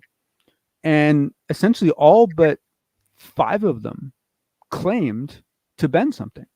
Really? And they were all bending it in different ways. Now, Some how of are them bent. they holding the spoon? They're basically they're holding it with both hands, and they try to bend it beforehand. They try their hardest to bend it beforehand. And if you get a spoon that you can bend yourself, you put it in the basket and you grab a thicker spoon. You're supposed to find the spoon that you cannot bend yourself. It's really important that you cannot bend it yourself. And then once this is a spoon you can't bend yourself, then what you're doing is when you get to the point, you're basically yelling bend really loud with a lot of confidence and force. You're basically yelling it at the spoon. And I mean, and it was funny, the stories that came out. Like, this one woman said that she had this spoon that was so thick, and she's like, I just couldn't bend it. And she goes, and I handed it to this, woman next to me that was, probably 30 years older than her. And that woman just bent it like no problem. Right. And so basically it's not anything psychic. It's mind manipulation. It appears to be energy transference. It appears to be that you're taking some type of energy, and because I mean, that's the thing is, when you heat metal, that's what's happening, right? You're putting energy into those metal molecules, and that excess energy is breaking bonds, and so the metal becomes more pliable. And so basically what you're doing is you're adding heat, you're adding energy, but you're using your own body to do it. And it's interesting, what he says is this guy said that he doesn't believe that Uri Geller is all that great at doing these maneuvers. He said he thinks he can do it, but not very consistently. He said, what I believe Uri Geller is, what his real skill is encouraging other people to do it. Right. That's actually what his skill is, which I thought was an interesting read on him. It reminds me of a story. I think it was like the 1990s at the Summer Olympics, where a Russian weightlifter had never lifted 485 pounds. He had done 480 successfully, but that 485 was just, or 490 or whatever it was just out of his reach, out of his strength. And his coaches mind manipulated him, telling him that he was redoing a 480 lift. And he went up there, didn't count the weights because he's relying on his coaches, and he went and lifted 490 or whatever it was to win the gold medal. And then afterwards he was told that it was 490 kilograms or pounds or so whatever beautiful. It was, and he couldn't believe that he did it. So to me, beautiful. That's what it is. It's almost like a manipulation of the mind. Well, the thing is that there is something to what you're talking about, and we see it in large mass, right? We'll see it where essentially, for decades, everyone's saying, no one can beat a 4-minute mile. One guy does it, and then suddenly over the next 3, 4, 5 years, like 15, 20 other people do it. Why could they suddenly do it? Well, because they saw someone do it, right? Mm-hmm. They now believed it was possible. And we see this that's the whole reason why they did spoon bending parties, right? Mm-hmm. Because I've never been to one, but I've talked to people who have, and they said it's a really interesting experience because you'll have this room full of people, they're all trying to do it, no one's doing it. One person will yell, I'm doing it. And they all look over and they see him do it. And then as soon as that person does it, then it's like this echo that goes through the crowd. And suddenly it's like boom, boom, boom, boom, boom, boom, boom, boom, boom. People all through the room start doing it. But that first person has to do it for everyone to believe it's possible. Mm-hmm. Right. And so, there is, it's just the thing that's so frustrating is that we have a lot of evidence that there appears to be a medium, a field of some sort that operates in a way that we cannot detect and we cannot measure it. And and we've seen interesting evidence of this. I mean, the Russian submarine experiments with the bunnies that I'm not going to describe because it's too upsetting for radio, but you should look it up. It's quite an experiment. And we've done experiments have shown that some of these abilities appear to work from depths of the ocean where no signals go, right? There have been other experiments where they've done it in Faraday cages, right? And those Faraday cages block electromagnetic energy, right? So we know this stuff is not electromagnetic, right? We know it's not. Whatever it is, it's not. So what is it? And the problem is until we can figure out what that medium is, until we can figure out what that field is, and we can figure out somehow a way to detect it, somehow a way just to know it's real, it's so hard to convince anyone that any of this stuff is real, because there's no mechanism for it. There's no understood methodology for how it might work. And, we find more and more interesting things about the brain. I mean, years ago, we didn't know about biophotons, but biophotons are a real thing, and they're weird. And like, it's a trip. Like, you can create, your biological matter can create photons, and your brain does it. It's bizarre. We found other fields in the brain that we didn't know were there before, right? But they're still all within the electromagnetic framework that we understand. We don't have any way of measuring anything else because we don't even know what it is or where it is. It's just. But I mean, you look at Dean Radin's work, and I mean, I gotta document somewhere. I keep meaning to find to bring onto the show, because he this one experiment he does where he takes a person and he gives them 4 envelopes with 4 pictures in it. And he puts them in a room, and he gives another person the same 4 envelopes, the same 4 pictures in a distant room. And the first person who got them, he puts on like depth prevention, like blinders, ear, complete blockage, right? And basically for 20 minutes, this person has to sit there with no sensory input at all. During that 20 minutes, the person in the other room opens one of the 4 envelopes randomly, looks at it, and tries to send that image to the person in the other room during this 20-minute period. Right. And during this 20-minute period, that person writes down anything that pops into their brain, just takes notes, anything that pops into their brain. And then after the session is over, they get to look at their notes and open up the 4 pictures, and from their notes, determine which of the 4 pictures is the one that was selected. And statistically, it should always average out to 25%. Right. And it doesn't. It averages out to either 32 or 36. No, 32%. That's what it. And that over 8,000 experiments, they've been doing it for a number of years now. It averages about 32%. And some people are much higher, right? Some people are closer to 25, but it averages 32. And this is an experiment that's simple enough that a lot of other labs have repeated it. And he has all the data. And the thing is that that's 7 points that should not be there, right? So something else is causing those 7 points. Tomorrow, I'm going to need you for from the 10:30 mark to 11:30 mark. Okay, why is this?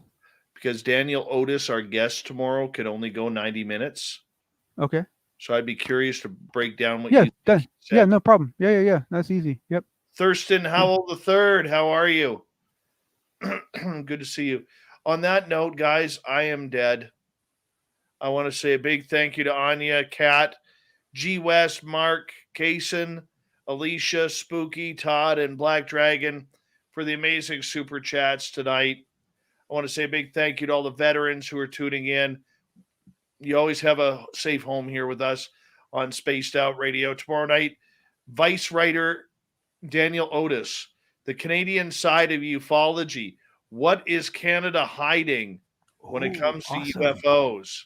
It's going to be a beautiful, beautiful night. Because what people don't understand is I've been helping Daniel a little bit behind the scenes. And we're going to have a great conversation tomorrow night on the show. So stay tuned. More UFO talk tomorrow night. Big thank you to all our regulars, all our wrenches, everybody out there. If you're new, don't forget to hit that subscribe button. Follow us on social media, on TikTok and on Twitter at Spaced Out Radio, on Instagram at Spaced Out Radio Show, and, of course, my personal handles on Twitter and Instagram at Dave Scott SOR. Really appreciate it. And support my team, too. You can find them all over as well because they deserve the thumbs up, the likes, the follows as well. And John, we're going to take it out, man. We're going to take it out right now. Have a good night, everybody. See you tomorrow. Yep.